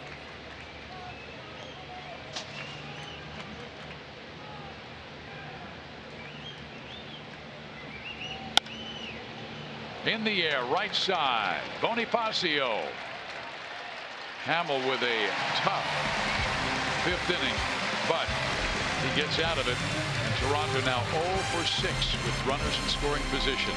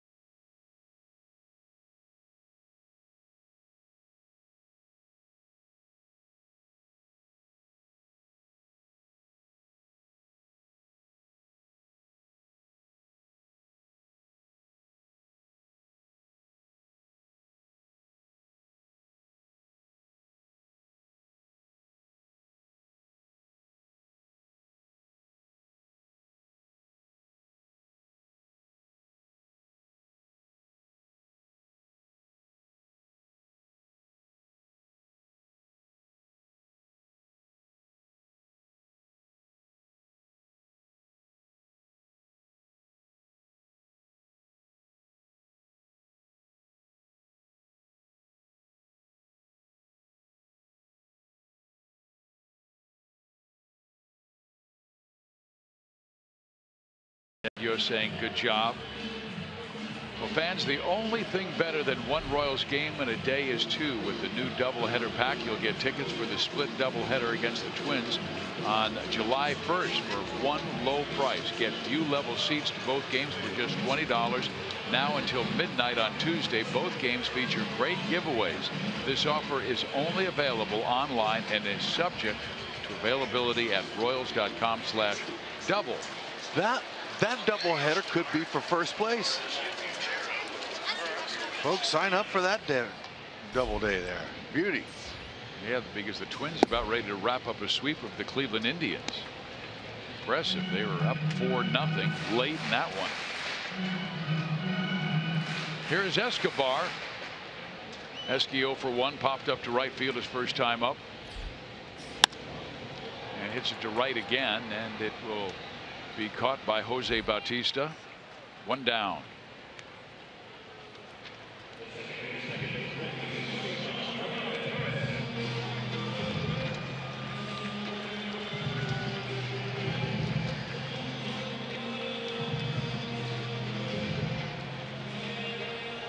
This is by far the best command that Liriano has shown this year. He came into the game with 30 walks in 50 innings. But he's been getting ahead, strike 1 consistently. Torres grounded out to short, first time up. Bounces a slider in the dirt, 1-1. There's one thing interesting about Liriano. Comeback player of the year in both leagues. How about that? Did with the Twins in 2010 and the Pirates in 2013. Impressive. An impressive hit up the middle by Torres.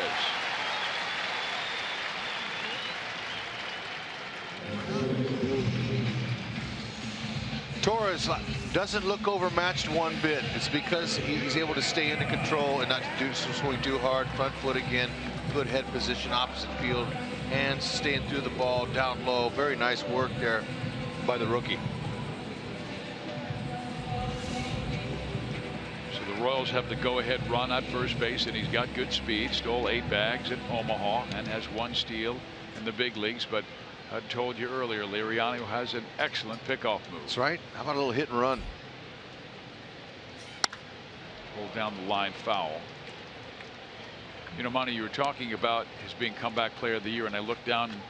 This year he spent his 8th time on a disabled list, and a lot of times it was left shoulder or left elbow. He came back with his best season in 13, winning 16 games. But boy, when he's on, he's really good. Well, I remember the no-hitter he threw with the Twins way back early in his career. Just dominant stuff with that slider.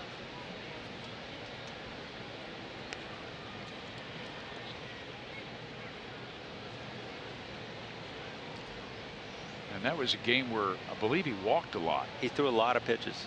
And he's got a good changeup as well. That was taught to him by the Twins' Johan Santana.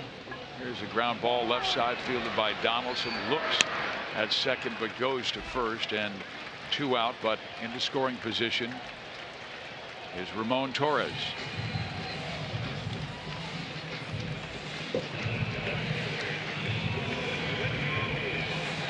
Now you have the guy coming to the plate who's come through in the clutch quite well on this homestand.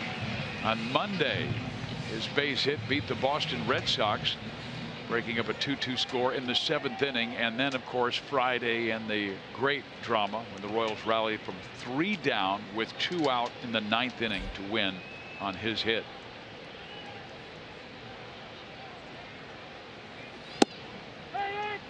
Strike 1. Had a chance to go to dinner last night. My wife and I took Pat Tabler, former Royal, now Blue Jays analyst, and his wife Susan to dinner down on the plaza, and he was just so impressed with Whit Merrifield. Just want to keep talking about Whit. How'd you get this guy? How's he do it? Does he do it all the time or just against us? Self-made ball player. Up the middle. Goins, though, with a terrific play. Whoa. Takes a base hit away from Whit and a run away from the Royals. Too bad it didn't hit the bag.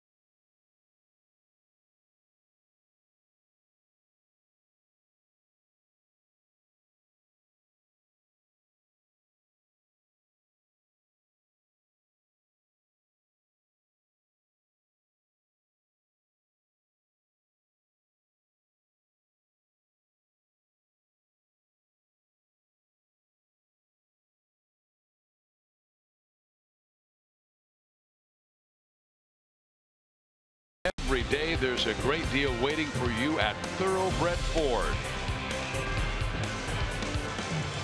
Steve Physiak, Rex Hudler, Jeff Montgomery, Joe Goldberg with you at Kauffman Stadium in Kansas City. Game tied at 2. Scott Alexander comes out of the bullpen for the 18th time this year and has an excellent 1.38 ERA. Yeah, got to like the numbers Scotty's put up during the course of the season. He's been outstanding. To me, he's one of those pleasant surprises. Him and Mike Minor out there from the left side coming in, doing just a consistent, solid job from that bullpen. It's really meant so much to this team. He worked a scoreless 8th inning on Friday, despite allowing consecutive 1-out hits to Tulowitzki and Dwight Smith.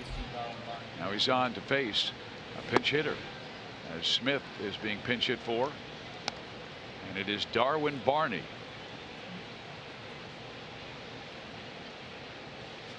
Two for 8. Off the bench as a pinch hitter.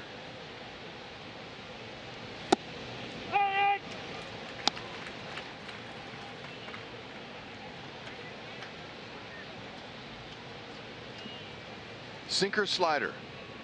Alexander's pitches mainly sinker. Over 90% sinkers. And I think it's hard when you have a guy like Alexander pitching. He gets such depth to his pitches. It's hard to tell if it's a slider or a sinker because he's got that really bottoms out effect on both pitches. The movement's incredible. Yep. Actually, the number is 95% sinkers. That's all he needs to throw. One pitch. And Barney comes through with a base hit up the middle. Puts the brakes on after hustling around first.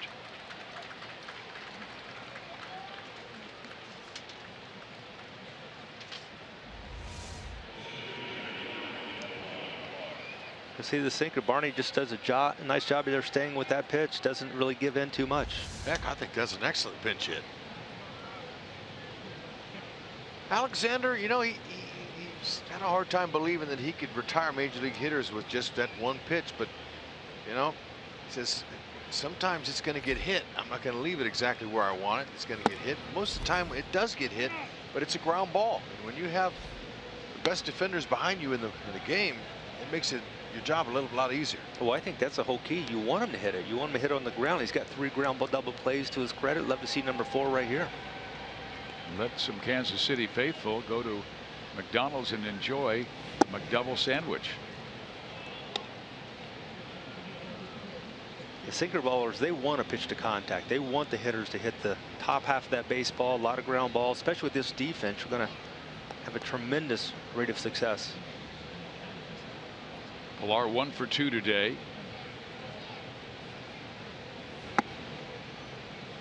Scott falling behind. You want to be able to take care of the bottom of the order. The big guys coming up: Batista, Martin, Donaldson. After the man on deck, Goins.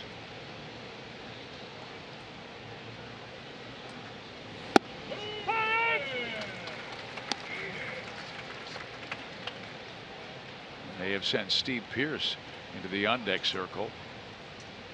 Pitch hit against Alexander.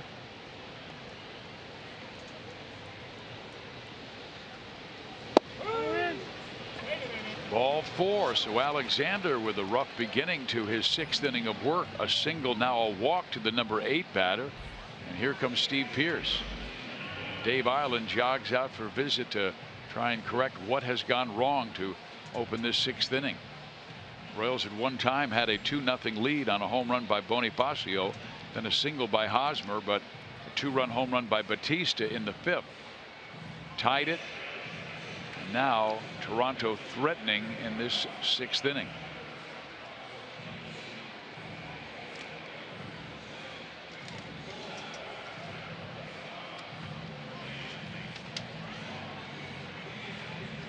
Well, what do you think? You got to send him out there to bunt? You know, it wouldn't be a bad idea because he could make one pitch on this guy Pearce, and it could be a double play, and the inning would almost be over. But you look at Pearce, you look at his success. He's a strong guy. I think Gibbons wants him to swing the bat. I agree. Yeah, he's going to be swinging here.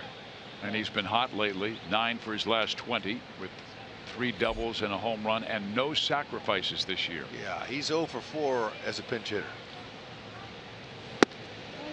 But that's what he's going to do. He's going to swing away. Now, the whole key is to try to do what Goins did. Excuse me, Barney. What Barney did was to lead off the inning with a base hit, a pinch hit single, was to look to lift the ball when it's down low. If you swing over the top of it, you're going to roll it over to the left side. Not missing by much, but he's missing and falls behind 2-0 to a good power hitter.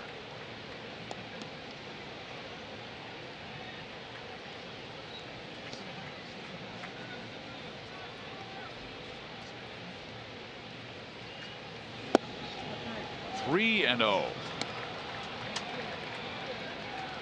Alexander had only walked 7 in 26 innings prior to this.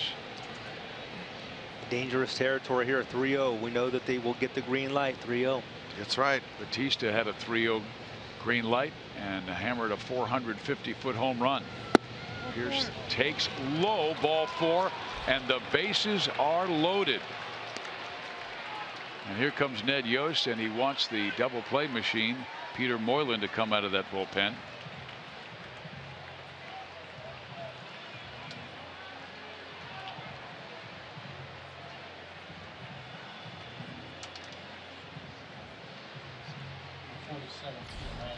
This is our Chevy call to the bullpen.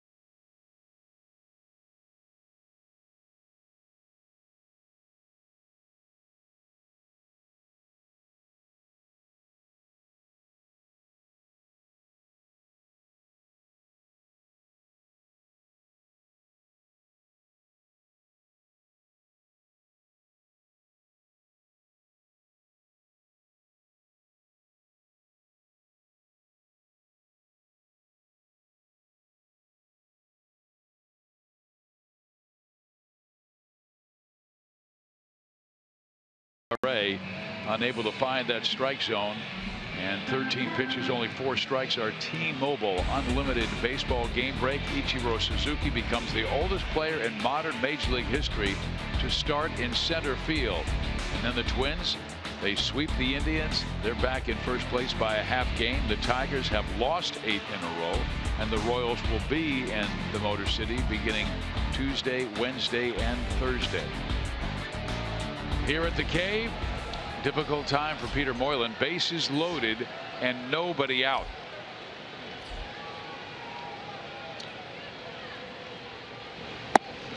Ball 1. Sinker slider. That's what he's going to rely on to get that ground ball double play.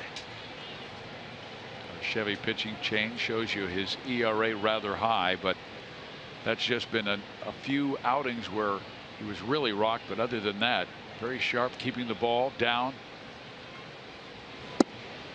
Gets a strike, 1-1. He collected the final 2 outs in the 7th inning on Friday. He sandwiched a walk to Russell Martin between strikeouts of the man at the plate, Batista, and Josh Donaldson.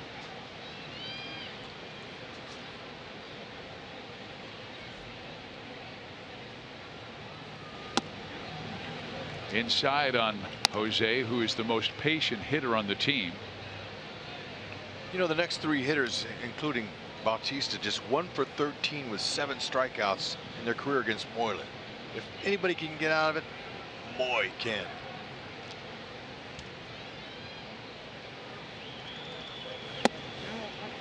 Three and one. I tell you, that strike zone's really been tight. It has been tight all day, John Tumpane. Yeah, and Moylan just let him have it. Ooh. And Drew Butera saying, come on, let's calm down. Drew Butera got right in his face to block his vision when Moylan was jawing at Tumpane. And Peter's got to get this call. That wasn't Ned doing the yelling. That was Moose. He's coming out from the tunnel. He can see.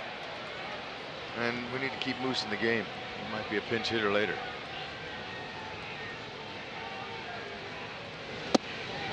Inside ball 4. It's a 3-2 ball game. Toronto has the lead.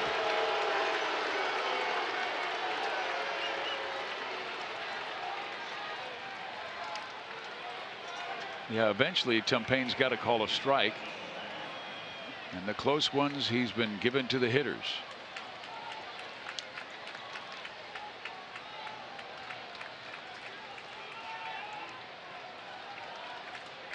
Martin has doubled and walked.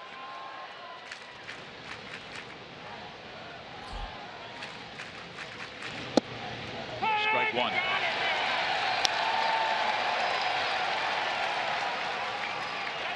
The crowd with a Bronx cheer for Tumpain. Toronto had to do it, didn't they? They had to take the lead. Setting things up. That's right.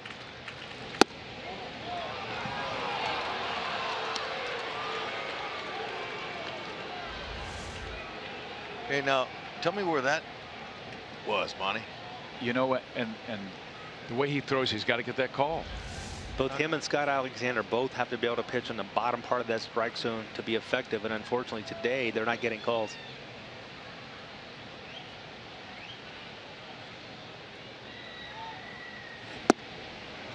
One and two. That's tough for a pitcher too, because you're executing exactly the pitch. Yes. And you work hard to be able to execute down in the strike zone, counting that lower corner, as I like to call it, and you don't get the call. It's very frustrating. How are you able to control your emotions? Well, you can control really all you can. You can't try to change your game because you've trained yourself to do it one way, and that's down. And how are you able to handle your body language? Well, the emotions, that's the most difficult part, because you got a 24 guys sitting on that opposing bench that are watching you, and they can tell when you're sweating it out there.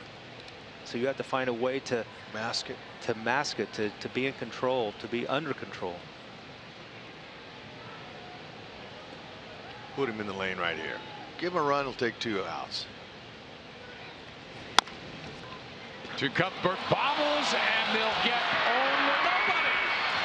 Oh man, everything going wrong for Kansas City here in the 6th. Because Cuthbert was going to come home. If he fields it cleanly, they have a shot at a 5-2-3 double play. Sometimes when your pitcher walks 3 hitters in an inning, 1 inning, you kind of lull yourself to sleep. Okay, this is a routine play here by a good third baseman that was not exactly focused on catching the ball first. Catch it first and then throw to your target. And he was discombobulated. He had a chance to get it out there and he whipped the throw. That's happens. Yeah, it seemed like he was rushing on the catch and then rushing on the throw. Yep. Ball 1.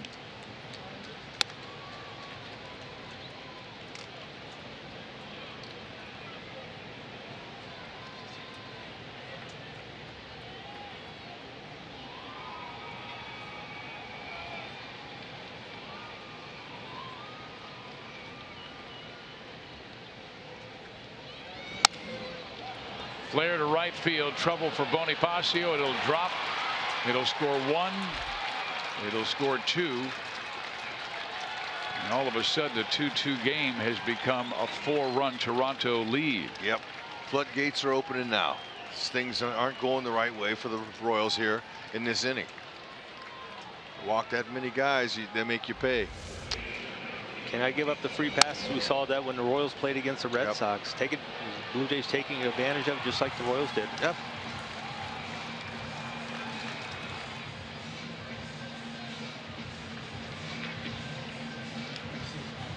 So the Royals bullpen, which had been pretty sharp of late, really with a rugged 6th inning, still looking to get their first out, and Peter Moylan just got tossed from the game.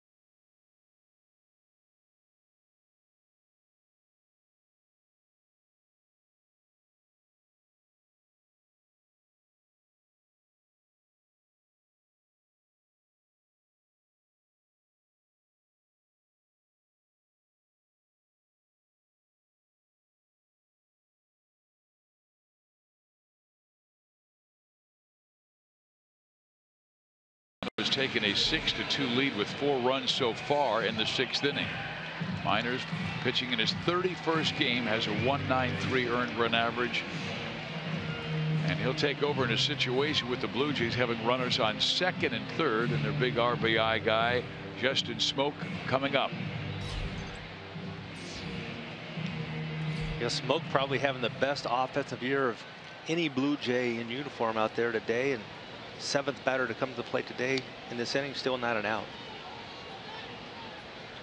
He's had a good season, Monty. Now, talking to Gibbons a couple days ago about Smoke, he said last year he wasn't performing. He lost a lot of his playing time, barely got 300 at bats, just under. And this year he said, I'm tired of swinging at pitches in the dirt.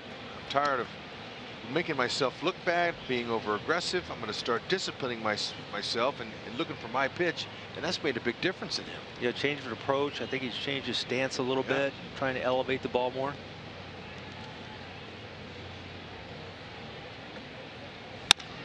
To short, Escobar looks the man back to 3rd and throws out Smoke. That's the first out of the 6th inning. Now look, down by 4 runs, the 6th inning. The Royals are saying, look, Minor, just come in and do the job and get us back in there. We'll come back and win. That's the mentality they've developed over the last 3 weeks.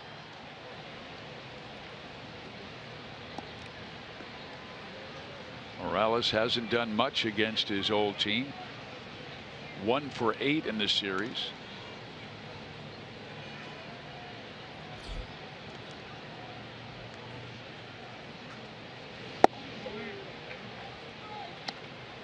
Kendrys Morales with a runner at 3rd base and less than 2 out. He has got that man home 8 out of 10 times. It's his job. Major league average only 50%. Yeah, you got to be extremely careful here. With the open base, a walk wouldn't even hurt you.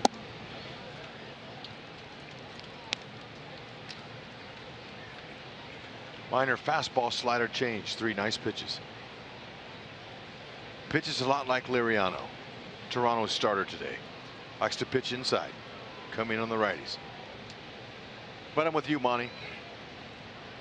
Right now, you hold them. Your offense has a chance to come back in this one. Oof. Yeah. Make sure that's way in and let him have a long strike. And he is hungry. And you know, it's hard to sneak a piece of cheese by a hungry rat, huh, Monty? No doubt about that. He's a guy that is going to turn and burn on any fastball he sees. Cheese, another word for fastball. Hitter's been using that term for 100 years or better.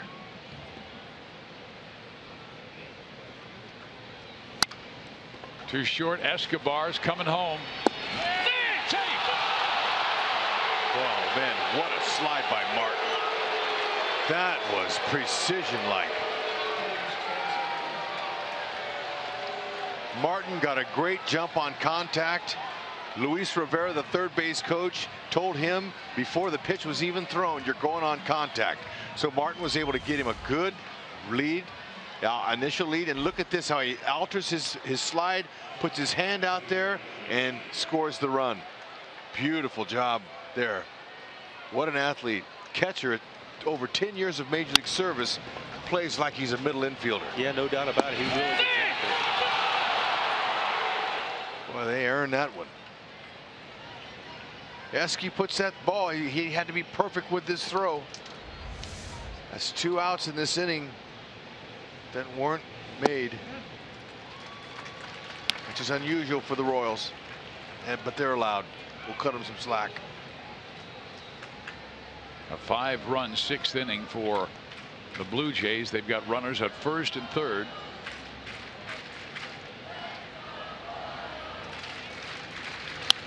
Foul back.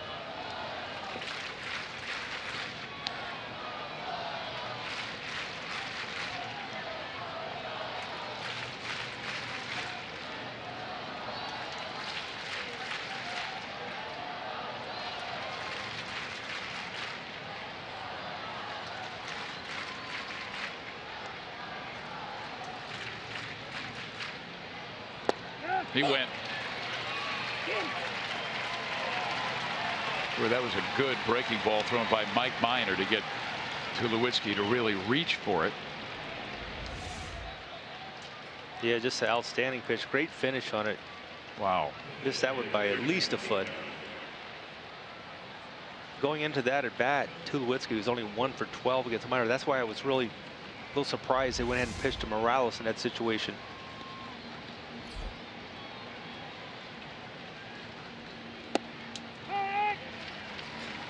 This inning dragging along, approaching 22 minutes, does a lot for the defense, and we can see how they're performing. A lot of standing around, a lot of kicking at the dirt.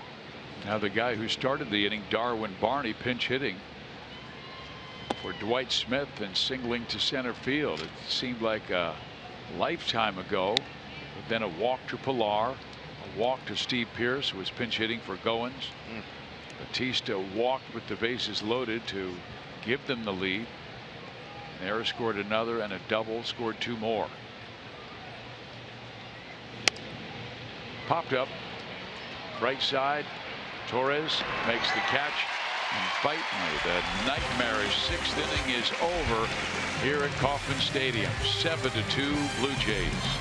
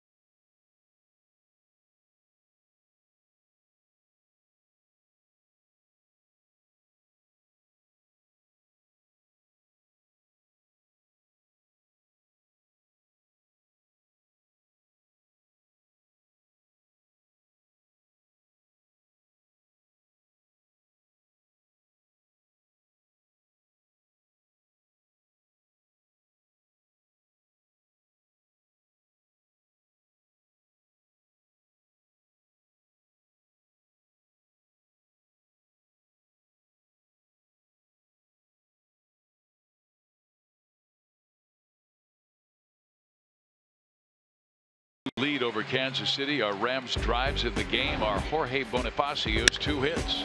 Oh, that sounded good. Now, if he could just do it again, that'd be great. But look, he might need some help in today's game if they're going to come back on this one. He's going to need some help. Liriano, he has been on his game, mixing 3 nice pitches in. Firm fastballs, sliders, and changeups. And the 6th inning is our Sonic Slam inning. Our contestant is Marilyn Kirsten from Camden Point, Missouri.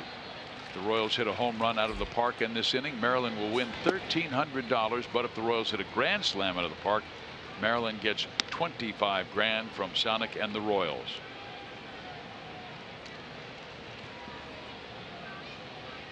Just set the table up.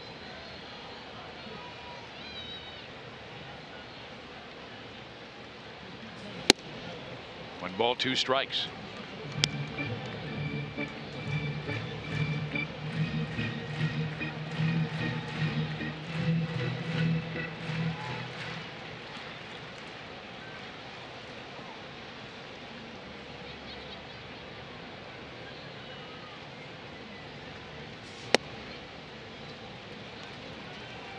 Check out what the league has done off of Liriano first, second, third time through. Second time, the highest average. Third time is one of the lowest. He's consistent. Yeah, when he's on his game, he is really outstanding. Check swing, no appeal.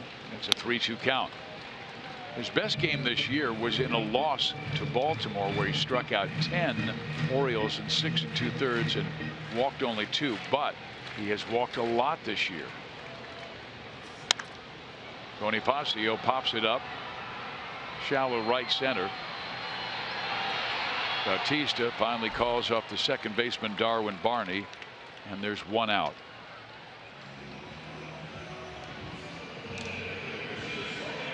Barney stayed in the game after pinch hitting and starting that rally in the top of the 6th inning. He plays second base, and Steve Pearce is the new left fielder. He pinch hit for Ryan Goins.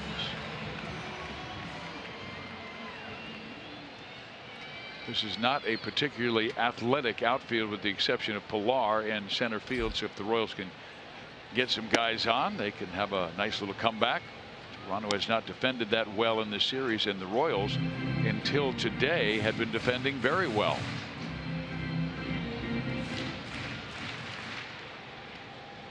The Royals with 2 errors this afternoon.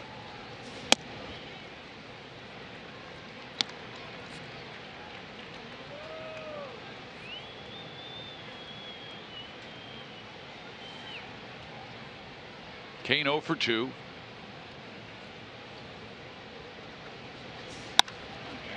Bangs that one high and deep down that left field line. Just foul. Yeah, Kane got all that one, but he was just hoping that wind that's blowing from the left field foul pole to the right field foul pole would hold it in. So for you, you get that souvenir. Yeah, that'll bring a smile to you. That's right.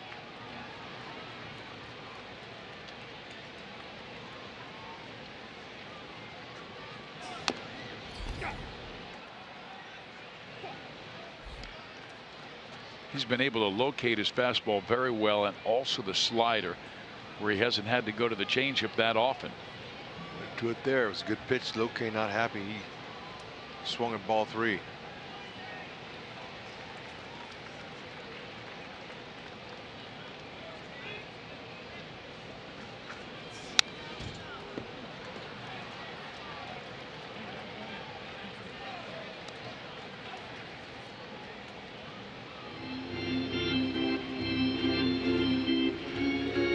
Just 1 for his last 15 after that spectacular road trip.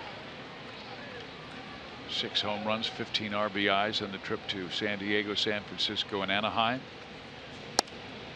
Tries to dump it to right beyond smoke. It's going to drop for a hit, and Kane is on for the first time.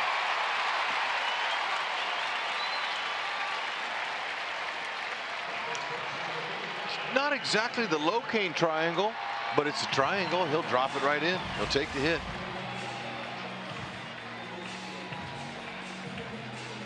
Fight it off. Do the best you can. There's not a hitter in baseball that's ever performed, ever hit, that wouldn't take one of those. He'll take them all.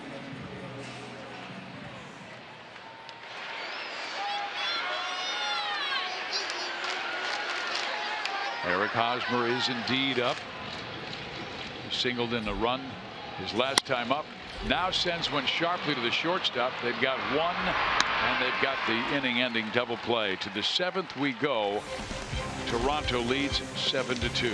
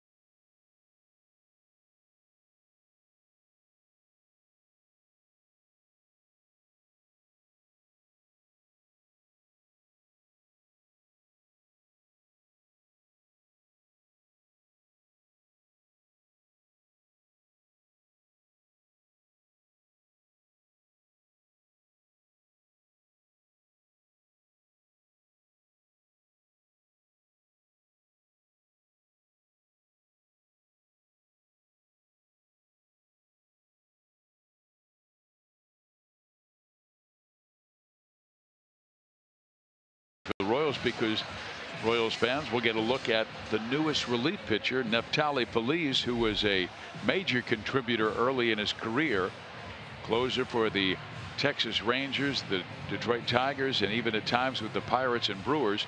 You see his numbers: 337 games in his big league career and 107 saves. He still throws hard in the upper 90s, and the Royals are taking a flyer on Feliz, a guy with a power arm. That's right. If you have that kind of stuff and you have the right mechanic as a pitching coach, you can once again be good.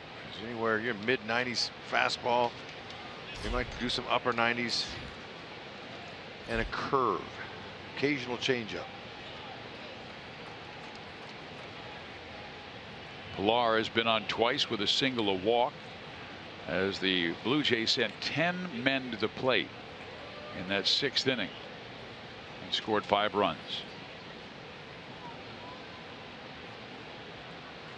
Feliz first pitch swung on and lined sharply right center field. It'll drop for a hit and go to the wall, and Pilar will stop at second base with a leadoff double. What messing around. Pilar stayed inside of that Feliz offering. 3/4 high arm slot as Feliz is his arm angle.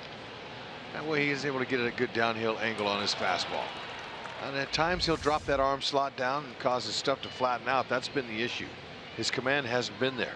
So after he throws a little bit here, I think, you know, they wanted him to come in a low leverage situation just like this. So it's a perfect opportunity for him to come in, let Dave Island see what he's doing, and then they'll go from there and making adjustments. He signed a major league contract with the Royals on Friday after spending the first 10 weeks of the season with the Milwaukee Brewers.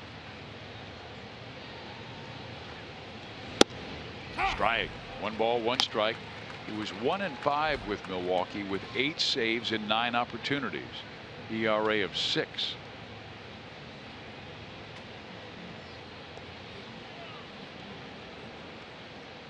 He has not pitched since June 13th, and there's a slow roller to Haas.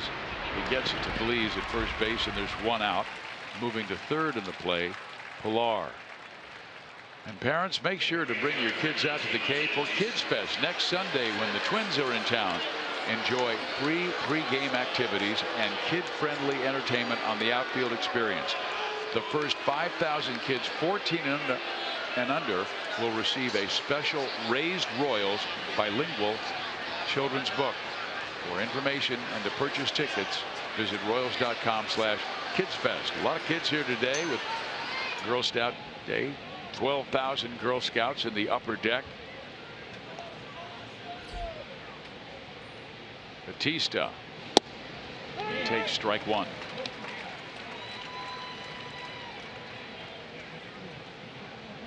Jose with a productive day, a 2-run home run in the 5th that tied it, and his bases loaded walk gave the Blue Jays the lead in the 6th. A pitch since June 13th. We're just going to take a look and see what Feliz has to offer. We're not going to be critical of him. Of course, we try to never be critical, as we know how difficult this game is. But stuff is what plays up here in the majors.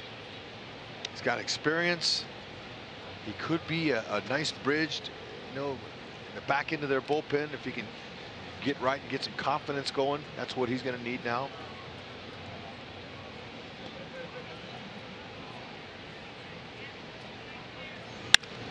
Hit up the middle and past Merrifield into center field, and that will score Pilar to make it an 8-2 game. So Batista with a 4 RBI day.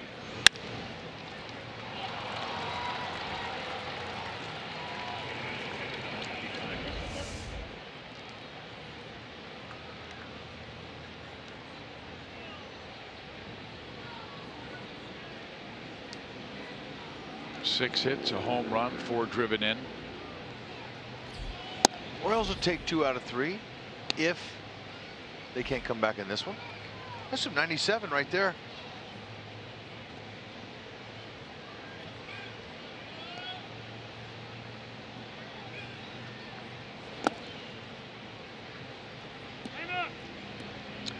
That's more of a slider than a curve.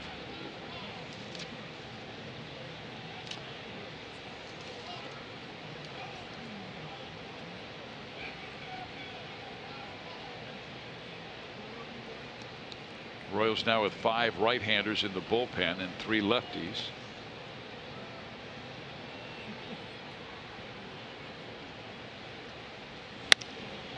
Hit sharply to right field. It stays up for Bonifacio. That's 2 out.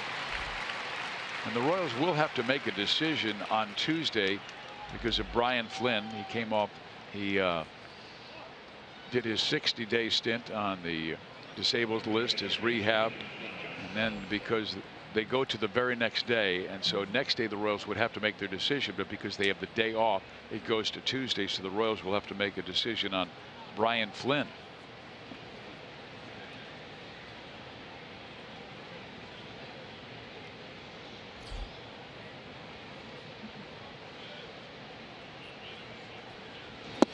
Lee's first pitch in there, strike 1. Man, if he can deliver that at the knees at 95 miles an hour, Royals will take that every time. Yeah, no, that's the perfect spot right there. That's the pitch mechanics that Dave will use on the video to see what exactly did he do there. We want to keep that there.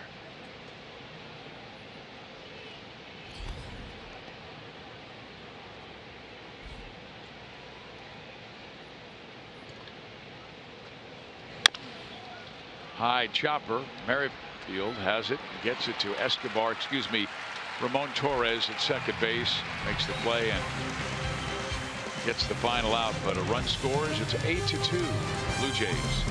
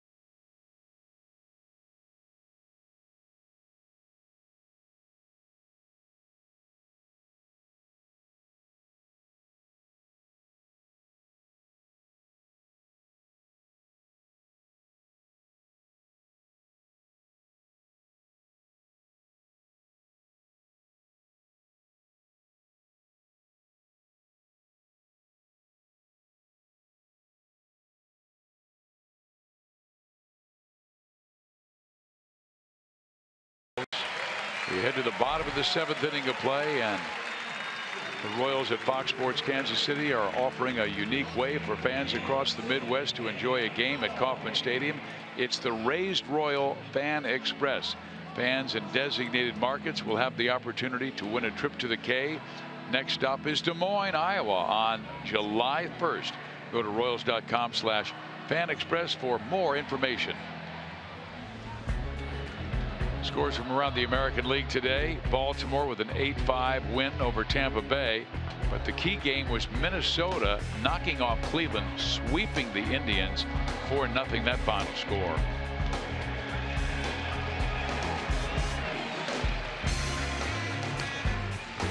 How about a big happy birthday to Don Free, who has been in broadcasting for 50 years.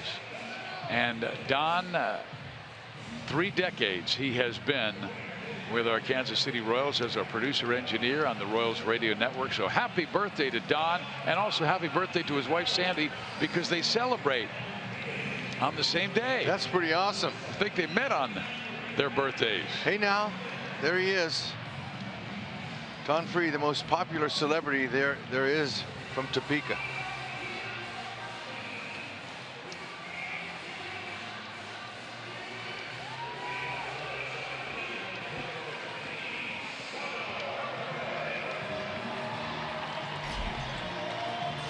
Francisco Liriano looking for his 100th career win, 99-95.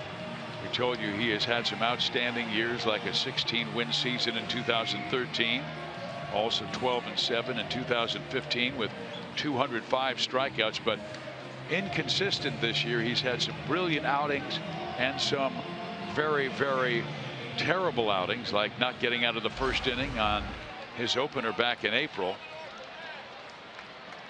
And 5 starts ago when he gave up 7 runs in 2 innings, but good stuff tonight and great command, and he delivers strike 1 to Salvador Perez. Liriano's over 500 as far as the wins go in his career. That's nice.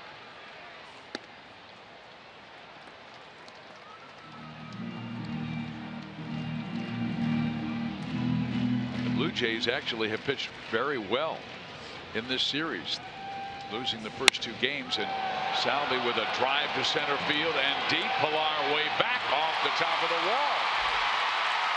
Salvi, is he going to go for it? No, he's going to hold him at second base wisely.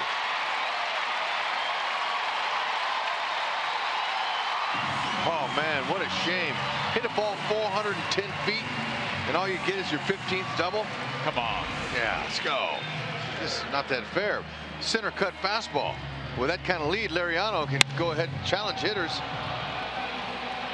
And that ball might have put a hole in Trevor Vance's center field wall there. How about a vote for Salvador Perez? The 2017 Esurance Major League Baseball All-Star Game ballot is here. Head to Royals.com/vote to help Haas defend his All-Star Game MVP in his hometown of Miami, and keep voting for Salvi to make sure he stays in the top catcher spot. Vote at Royals.com.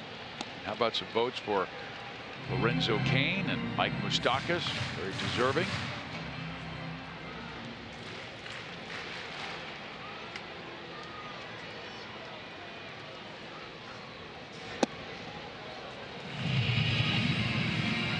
Hey, take a look at this number from Kubota we pulled up. The Royals offense in the 7th inning or later in this month. Woohoo, smoking. Look at this. 7th inning now. And you know, with the Blue Jays, there's no one in their dugout jumping up and down right now going, ha ha, look at the lead we have. They know the Royals can strike. They're dangerous and they're a hot ball club. One of the hottest in baseball. The Blue Jays had a 3-run lead with 2 out in the 9th inning on Friday. The Royals rallied to win it.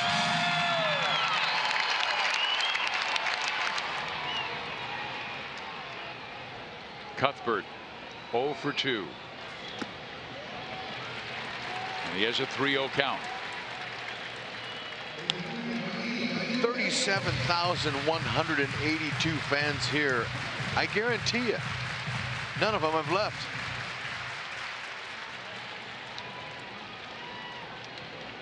In a game like this, down 6, Cuthbert taking, and he takes a strike, 3-1. We knew coming in this weekend the weather was going to be nice and it was going to be a good opportunity for fans to come out, but over 100,000 this weekend, they'll take it.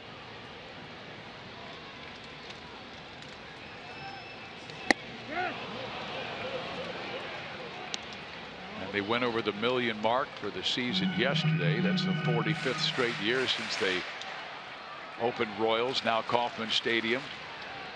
Team has gone over 1 million.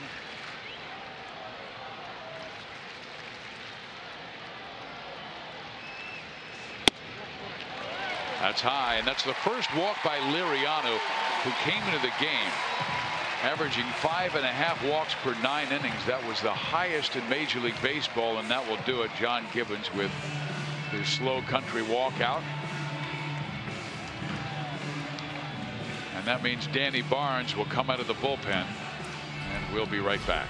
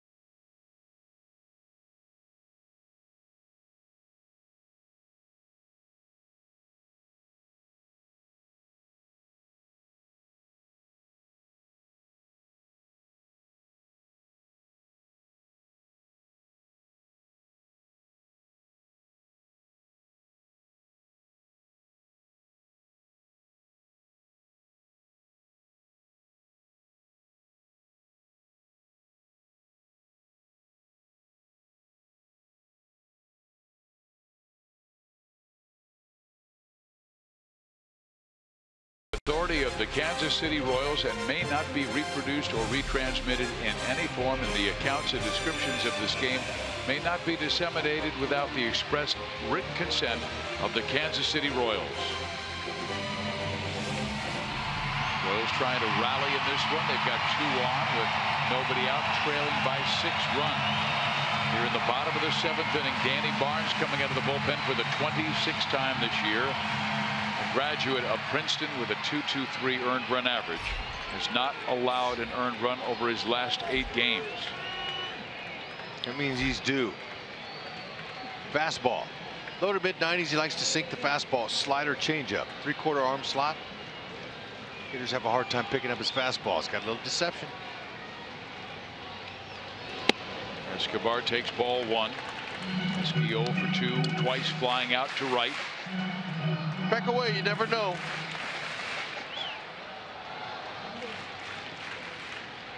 He had 3 hits yesterday.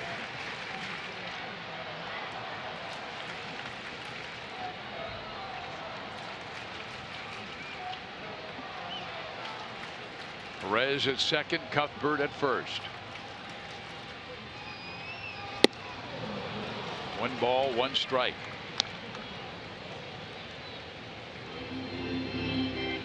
And Yost was talking about Esky before the ball game, some of the struggles that he's been in, and Escobar has admitted this has been his most trying year at the plate. But Ned said he just gets into trouble swinging at pitches out of the strike zone. And the pitches that he gets trying to hit homers, which is not a home run hitter. Hard to figure. But he's been coming on since that San Diego on the road trip. He's been picking up his stroke, finding the holes, and really for any chance of a comeback here, to keep the line moving, and that's the mentality. Short, compact strokes, especially with 2 strikes. 7 hits on this homestand.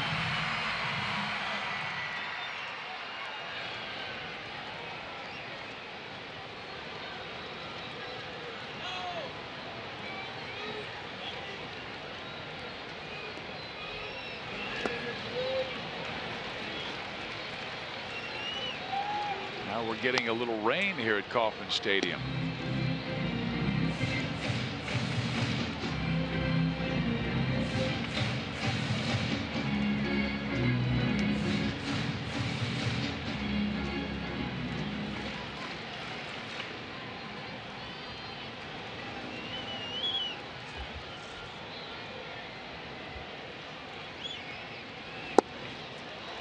Three-two count.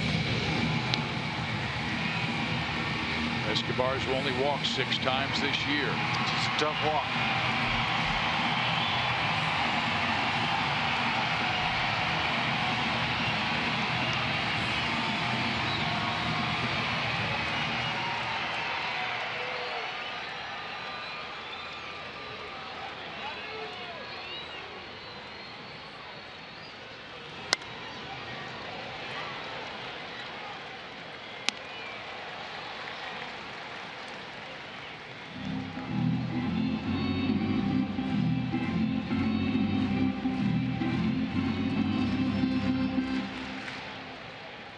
The inning started with a Perez double.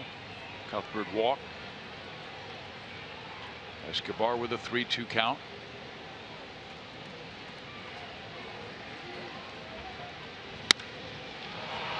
In the air, playable for Pilar. 1 out.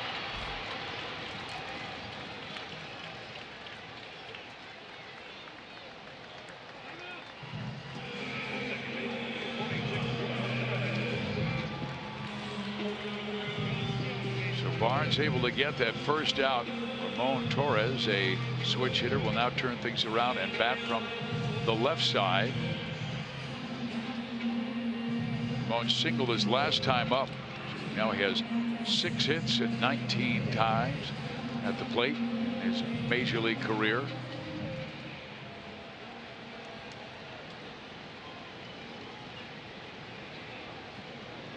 Barnes must have a sneaky fastball. He's recorded 30 of his 38 strikeouts this year with his fastball.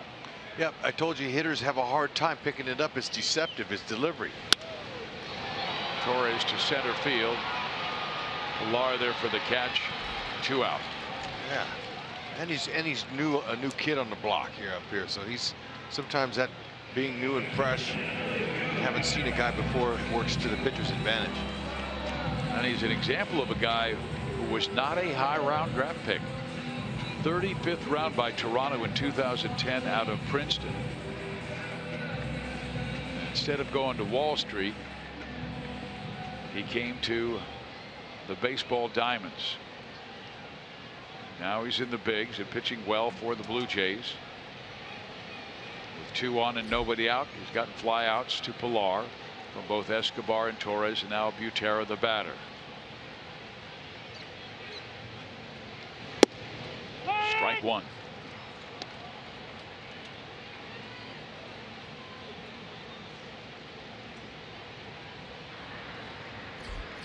Kevin McCarthy warming in the Kansas City pen.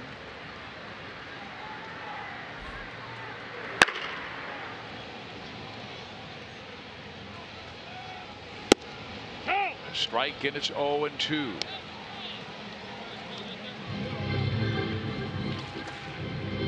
Royals will have tomorrow off, travel to Detroit.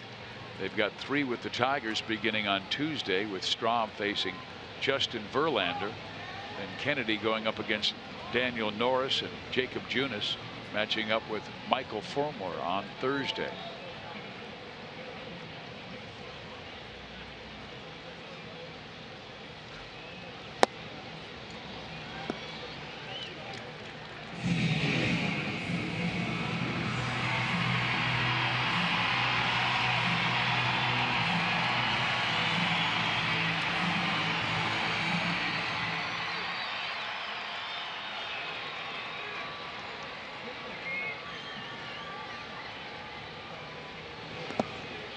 In the dirt. I will leave the count at 2-2. But one of the things that Danny has done so well is pitch in the clutch for John Gibbons.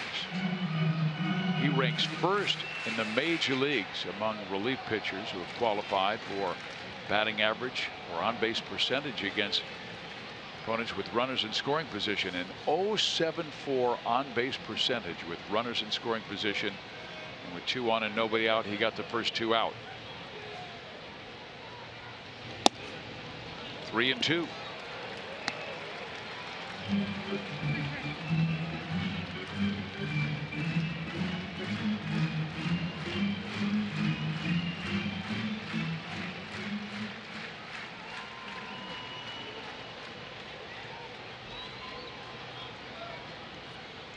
Runners go. Pitch is swung on, hit pretty well to left field, and playable for Pierce, who makes the catch. That does it for the Royals. Good job by Danny Barnes. We head to the 8th, and it's 8-2 Blue Jays.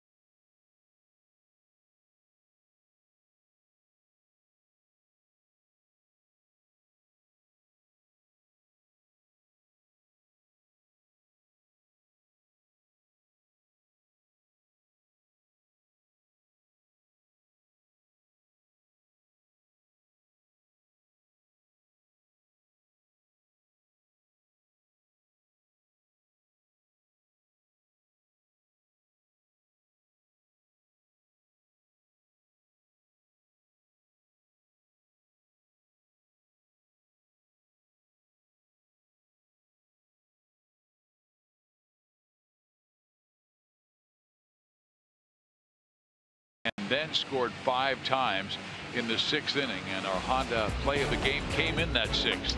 That's right. Moreland got squeezed a little bit by home plate umpire, and then ended up Donaldson giving up this double that knocked in a pair. And that kind of got the Blue Jays going. Got them where they are now. And that's okay. Kevin McCarthy going to come in here. ERA 3.24. Opponents not doing a whole lot off of him. He's got a good power fastball. He's worked 6 games this year. He's got 92 to 95 curve, slider change. Good sinking fastball too. 2-seam sinker.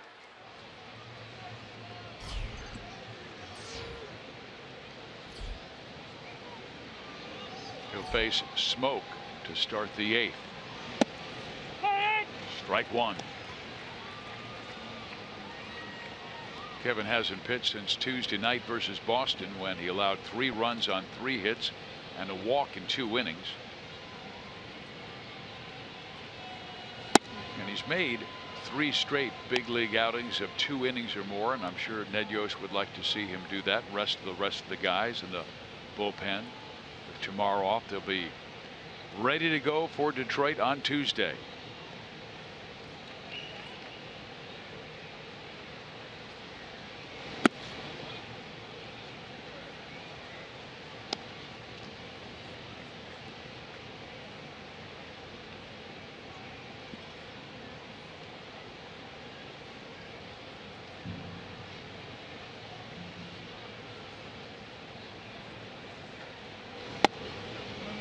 Three and 1.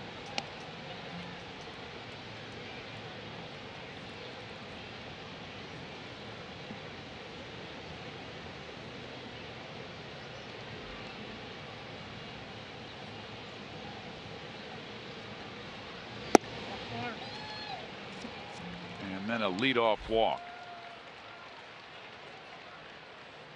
Let's check out the pitching matchups that we were talking about with the Tigers series.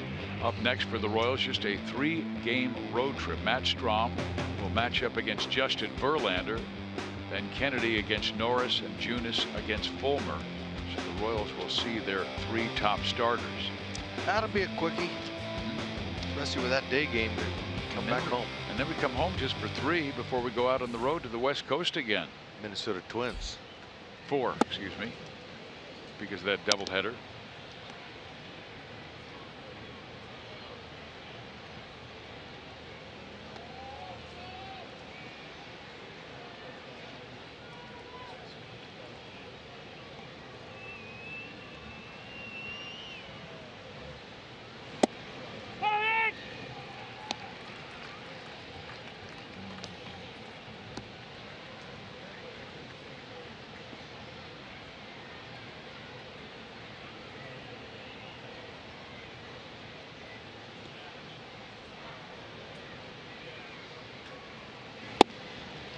There you go. 1 ball, 2 strikes.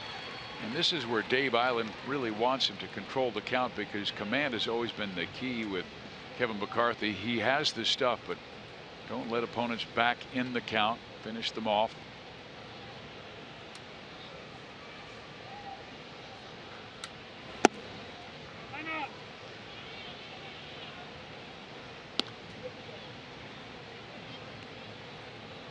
Dave Island's all about attack the strike zone down, but attack.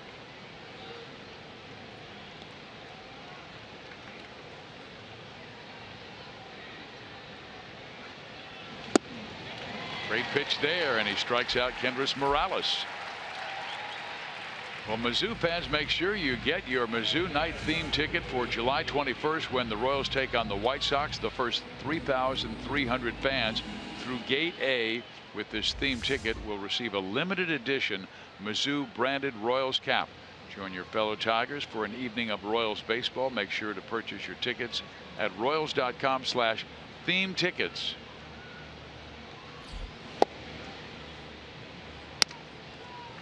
Pretty good 2-seam sinker. It struck Morales out. That's what McCarthy possesses. It's really, it might be his bread and butter.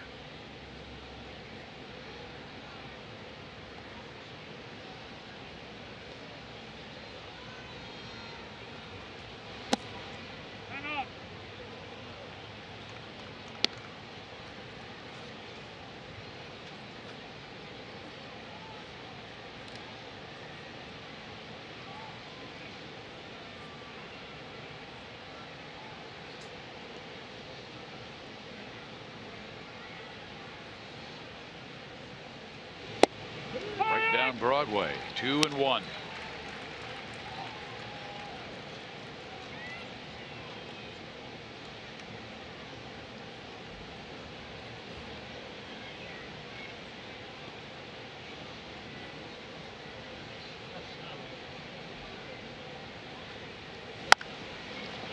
Really kept it down, but Troy went down and got it and dumps it into center field for a base hit. So 2 on with 1 out here in the top of the 8th inning.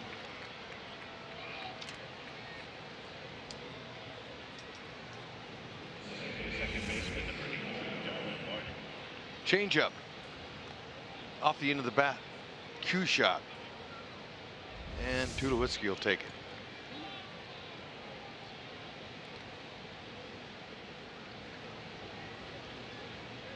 So now Darwin Barty, who started the trouble for the Royals in that 6th inning, pinch hitting for Dwight Smith and singling to center field.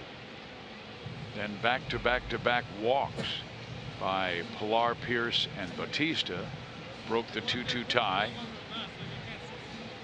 And Era made it 4-2, and Donaldson dropped a double to right field that drove in 2 more.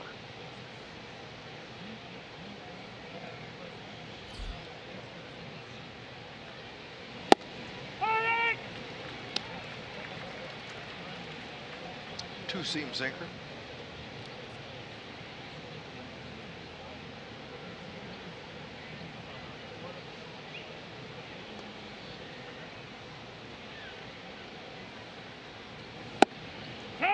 He's able to dot the outside corner again with the off-speed pitch. Now he wants to put Barney away, and Barney swings at a pitch like that. Well, we might see an inning double play. Right now 2 on with 1 out.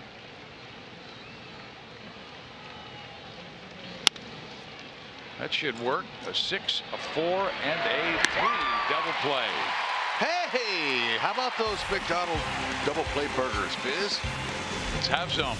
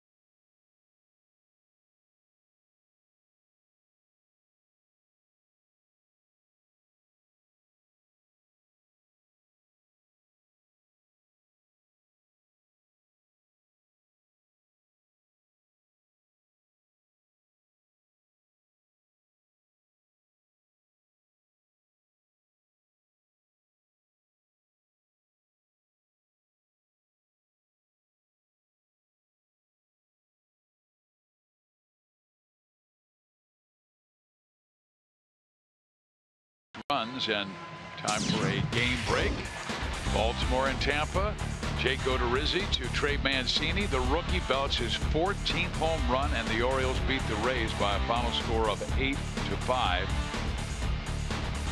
He's been one of the strong rookies this year, but another rookie is leading the American League in home runs. Aaron Judge with 26. Then Davidson of the White Sox, Mancini, and how about Bonifacio, who hasn't even played the entire season in the bigs.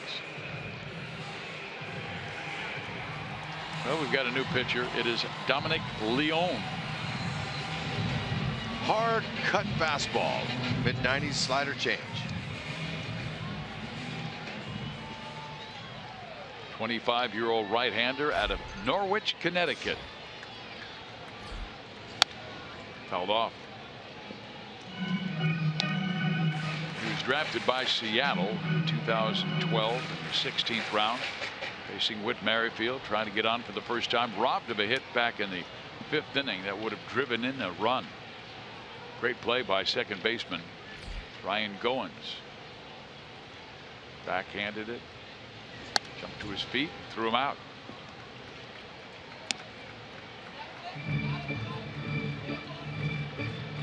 Whit right now with a batting average of .284. He has 15 RBIs in the 7th inning or later this year, 15 of his 29. Been impressive. He sprays the ball.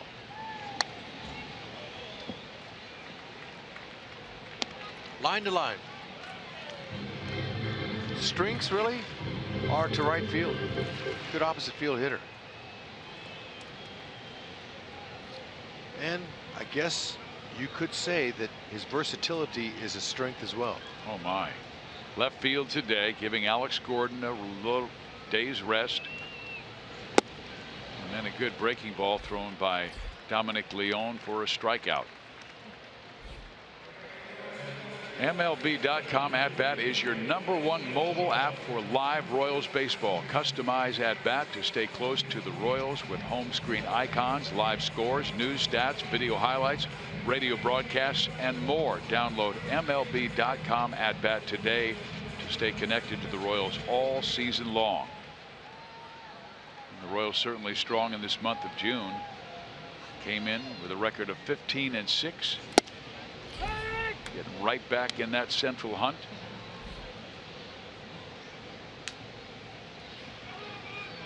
They won't lose any ground if they lose this game to Cleveland. They will to Minnesota, who took over first place today. There's Bonifacio going to right field, but playable for Bautista, and 2 out.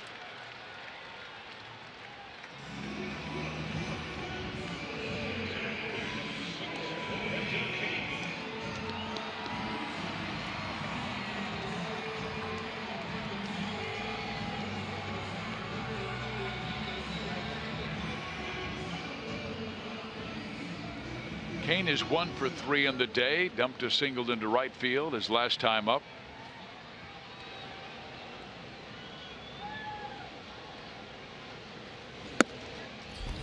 Ball 1.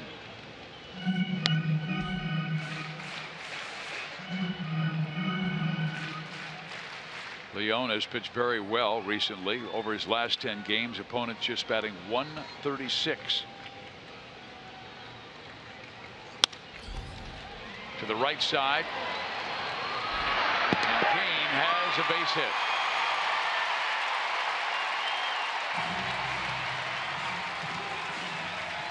Nice play again over there by Barney. Had him, but Kane, he's way too quick. He sees it in front of him. Just one last lunge there, and he's able to beat it out. Look at that quick, nifty footwork on the ground like that's hard once you leave your feet to be able to get to a throwing position, and as you transfer from glove to hand, it's not easy. So Lorenzo with a 2 for 4 day, and now Hosmer the batter. He knocked in a run in the 4th with a single to left. That's Kane's 11th infield hit.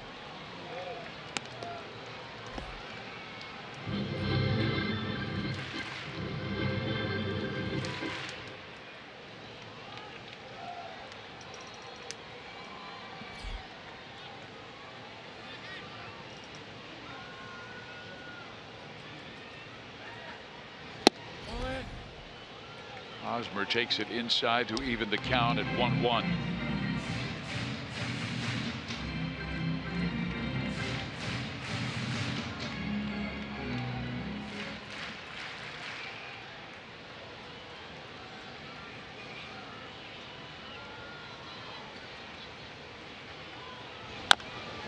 One and 2.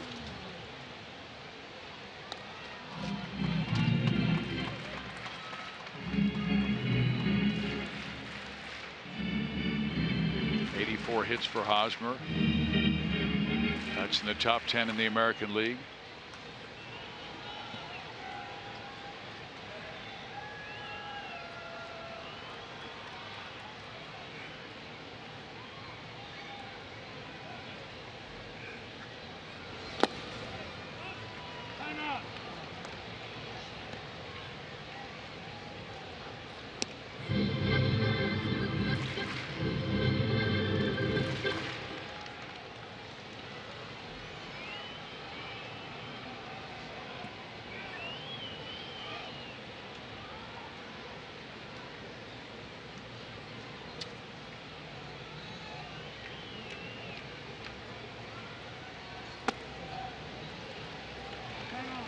Kane takes second base, but indifference, so no steal.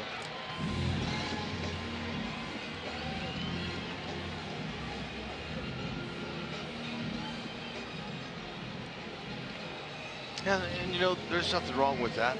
Going to advance the runner gives Hosmer a little bit better chance to get a base hit. You know, not make him force out at second base. 8-2. There was a time in the game when, I mean, in the era of baseball, where if the other team had a big lead and somebody stole a base or something, guys took that personally, but not anymore. The way the ball's flying out of ballparks.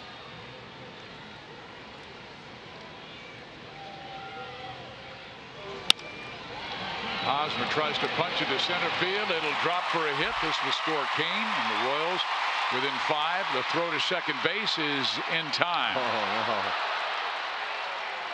Oh, but Haas might have tricked him with the slide. He wants to take a look at it. He was hoping Ned will look for him.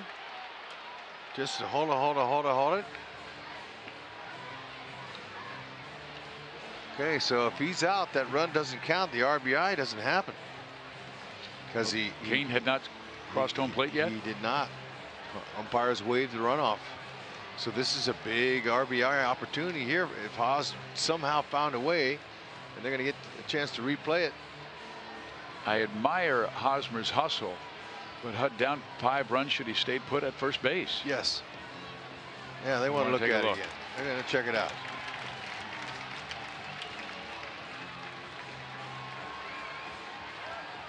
Yeah, Rusty's saying, hey, look, you made a mistake, but that's okay. Maybe this can get overturned here, and we'll be in business.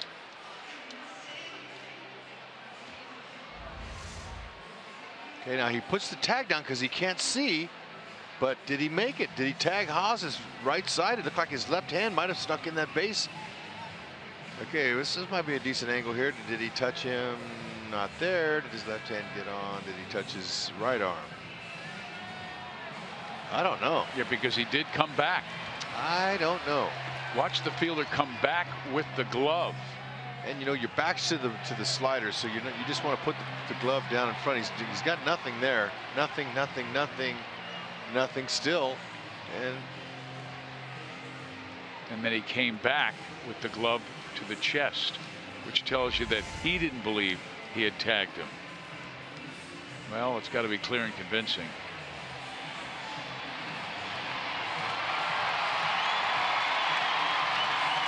Haas knocked in his 32nd run earlier in the game and would like to see number 33 here, depending on this call.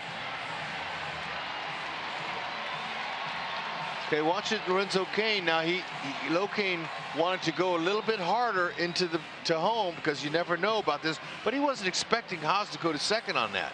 So look, it's not Locane's fault there. But he had his head turned watching Hosmer advance to second base. Sometimes, you know, you're not aware of the outs and stuff, but normally you got to giddy up. But we'll see.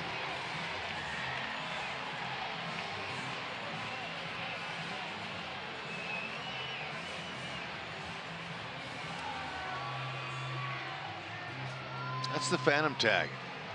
I'll be surprised if this is not overturned. But we've seen stranger things.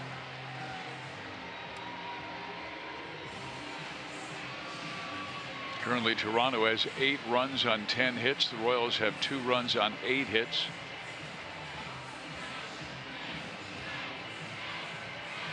The club has been playing so well lately, winning 11 of their last 13.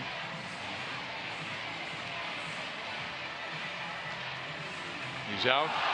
The run does not score, and it's an 8-2 ball game. We'll be right back.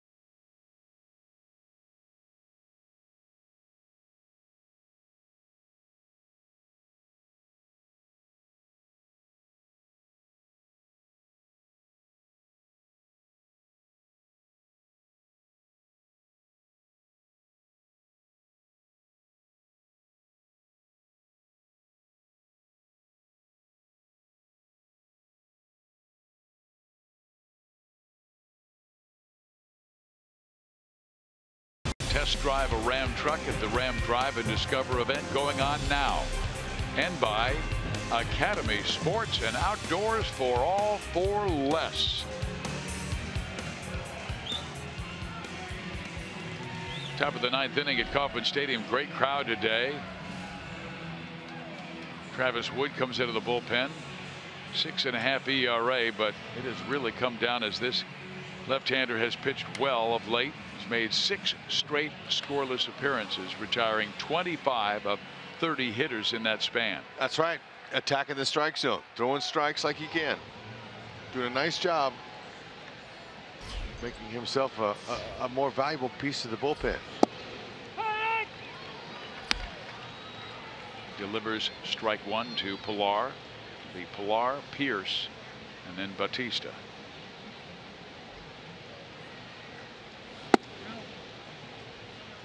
Fastball, slider, change, curve.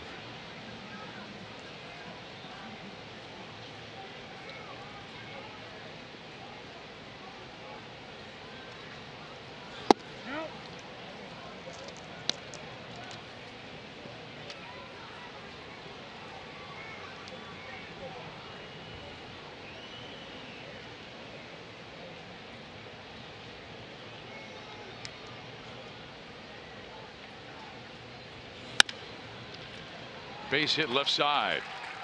Pilar gets his 3rd hit of the day. He's been on base 4 times with now 3 hits, 2 singles, a double, a walk, a couple of runs scored.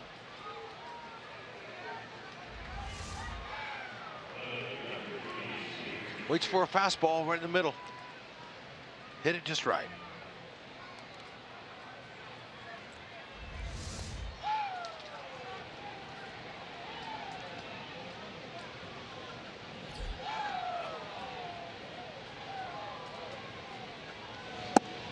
Pierce came on as a pinch hitter in the 6th inning and walked to load the bases.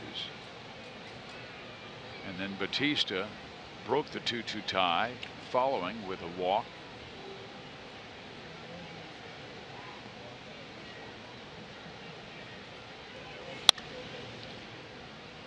One and one. Hey, nice play, Rich. That's Richard. You know, he's been down there since 2012. You know, he had a beard earlier in the season, and Ryan would call him the ball boy, and I said, you know, no, that's the ball man. He's got a beard. And I ran into him in the tunnel. I saw him. I said, hey, young ball man, how are you, buddy? He goes, well, I shaved my beard. I go, I can see that. Why? He goes, it's getting a little warm here, and you know, it's time to get back to being a ball boy. Anyway, Rich, way to make him happy. Check him out. That's his job. retrieve them. Go get them. Make some people happy.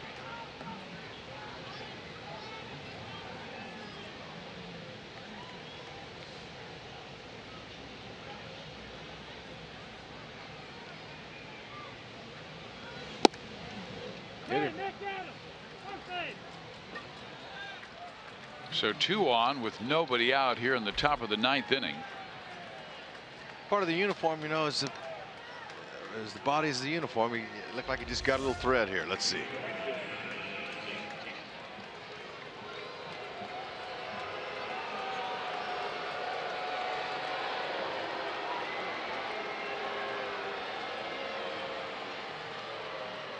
Yep.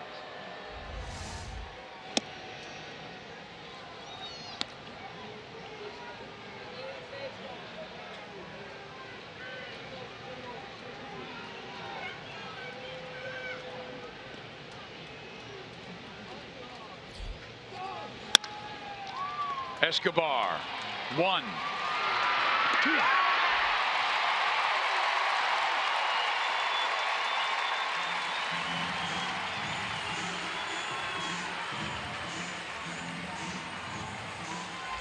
Would have cheeked that. That ball was powdered. I mean, one hop smash. Esky turns that ball into a marshmallow. Made it look easy. That's right. Pitcher loves a double play turn behind him.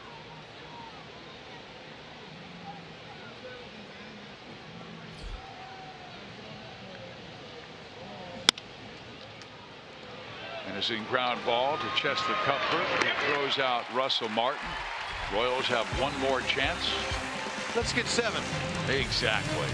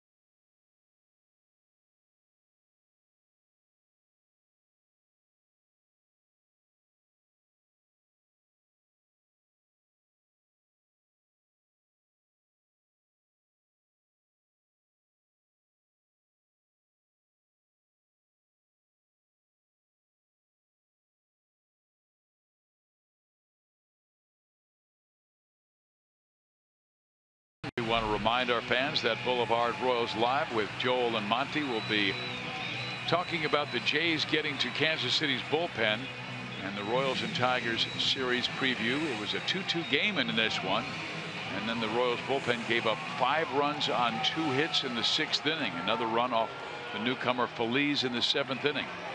8-2 Toronto. There's some Salvi and Esky fans there, probably displaying the Venezuelan flag. Ian Parmley comes in the game for Steve Pearce to play left.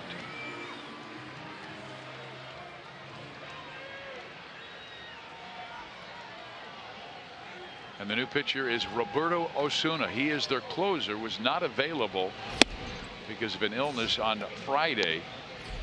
And he's tied on the all-time club saves list with B.J. Ryan with 75, and he's only 22 years old. Yep, young man. Good power fastball slider. Youngest player in Major League history to record 75 saves in 22 years and 134 days. How about him? He's young now, but how about when he first started pitching? We saw him at the age of 20. Yeah, he quit school at 12 years old so he could pitch in the Mexican League. He was pitching in the Mexican League at 16. What are your parents letting you do that? Quitting school at the age of 12? Come on. Well, you know what? Reading, writing, arithmetic. It's some different countries, they have different stuff going on there, but this kid was talented. His dad pitched 10 years in the Mexican League. His grandpa was a pitcher, so it's been inherited to him. Great breaking ball there, and he strikes out Salvi. Yeah, but education's the ticket unless you get a blessed arm like his. Even then, it's still a chance. That's why you get that education. I agree, but it's not for everybody.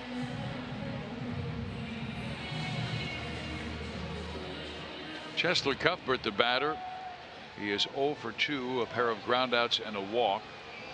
Rowley caps on. And that bat just peeled off the very end of it. He's got that kind of stuff. And he also had that little hesitation.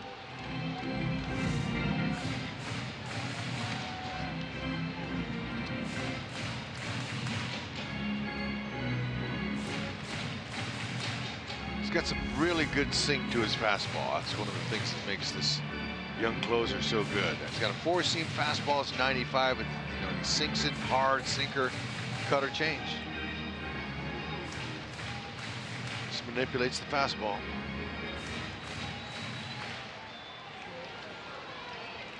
As a strike on Cuthbert.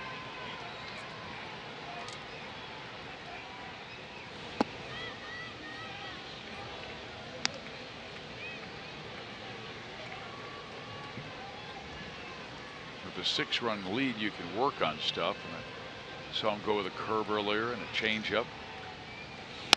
Now he comes with the fastball, and it is fouled off. Advantage Osuna at 1 ball and 2 strikes. Still, the Royals will, even if they lose this game, they'll take a 4-2 homestand. Most times at the K. And there's a good breaking ball, and he strikes out Cuthbert. So 2 down. If Osuna was available, he might have helped them win that game 1 of this series here. But he wasn't. Nope, he wasn't. They went through 3 relievers. And they tried to hold the lead, and they couldn't. Destiny was with the Royals on Friday night. Escobar was a big part of that, dropping a single into right center field.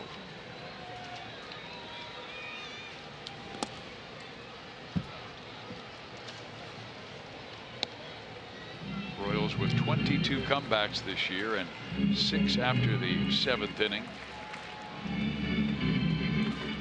All 4 wins on this homestand.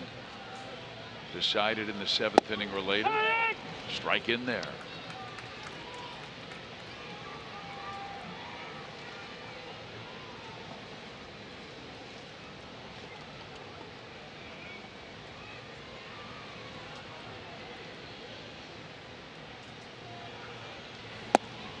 One and 2.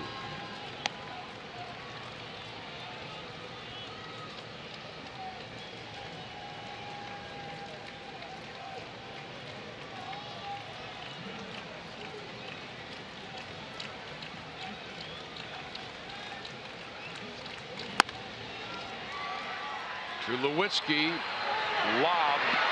Nope, that should be a hit for Escobar. It is. He'll take the infield knock.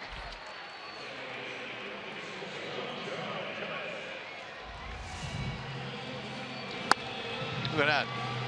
He tried to place it there. Tulowitzki finds shortstop. Tough to manipulate the throw. And, whenever we see a shortstop go to his backhand like that, and they're off balance, I always talk about the importance of getting your arm angle on top, because if you don't, it's down to the side, it'll sail just like that. The ball sailed. Tulowitzki, he just tried to get it over there as quick as he could. Now Ramon Torres as Escobar takes second base without a throw. No stolen base. Blue Jays don't care. Blue Jays heading back home north of the border. We got a little charity golf tournament. Some of the fellows that could be playing in. Meantime, the Royals will get on a plane tomorrow night, head to Detroit. A 3-game series with the Tigers, and then we'll come home for a 4-game set with the Minnesota Twins. 4 games in 3 days because we have that doubleheader on Saturday here at Kauffman Stadium. Great deals. Check it out on Royals.com, where you can get both games for the price of one. Yeah, and Minnesota's playing good this year. They're a team that's right at the top, and that series will be for first place, hopefully. Twins right now 5 games over 500, completing a sweep over the Cleveland Indians. They're 39 and 34. Half-game lead on the Tribe.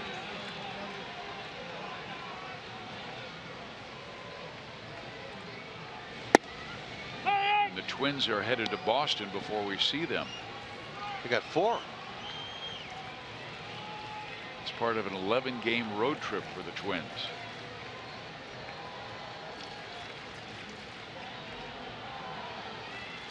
Torres awaiting the 3-1 from Osuna, and right down the middle, 3-2.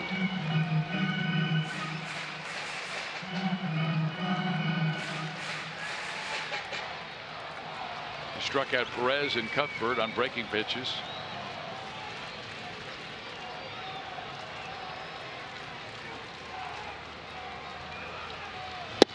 And he gets Torres on a fastball at 92 on the outside corner. So the Royals do win the series, taking 2 of 3, but John Gibbons' Blue Jays take the finale by a final score of 8-2. Batista drives in half their runs, and we'll be right back.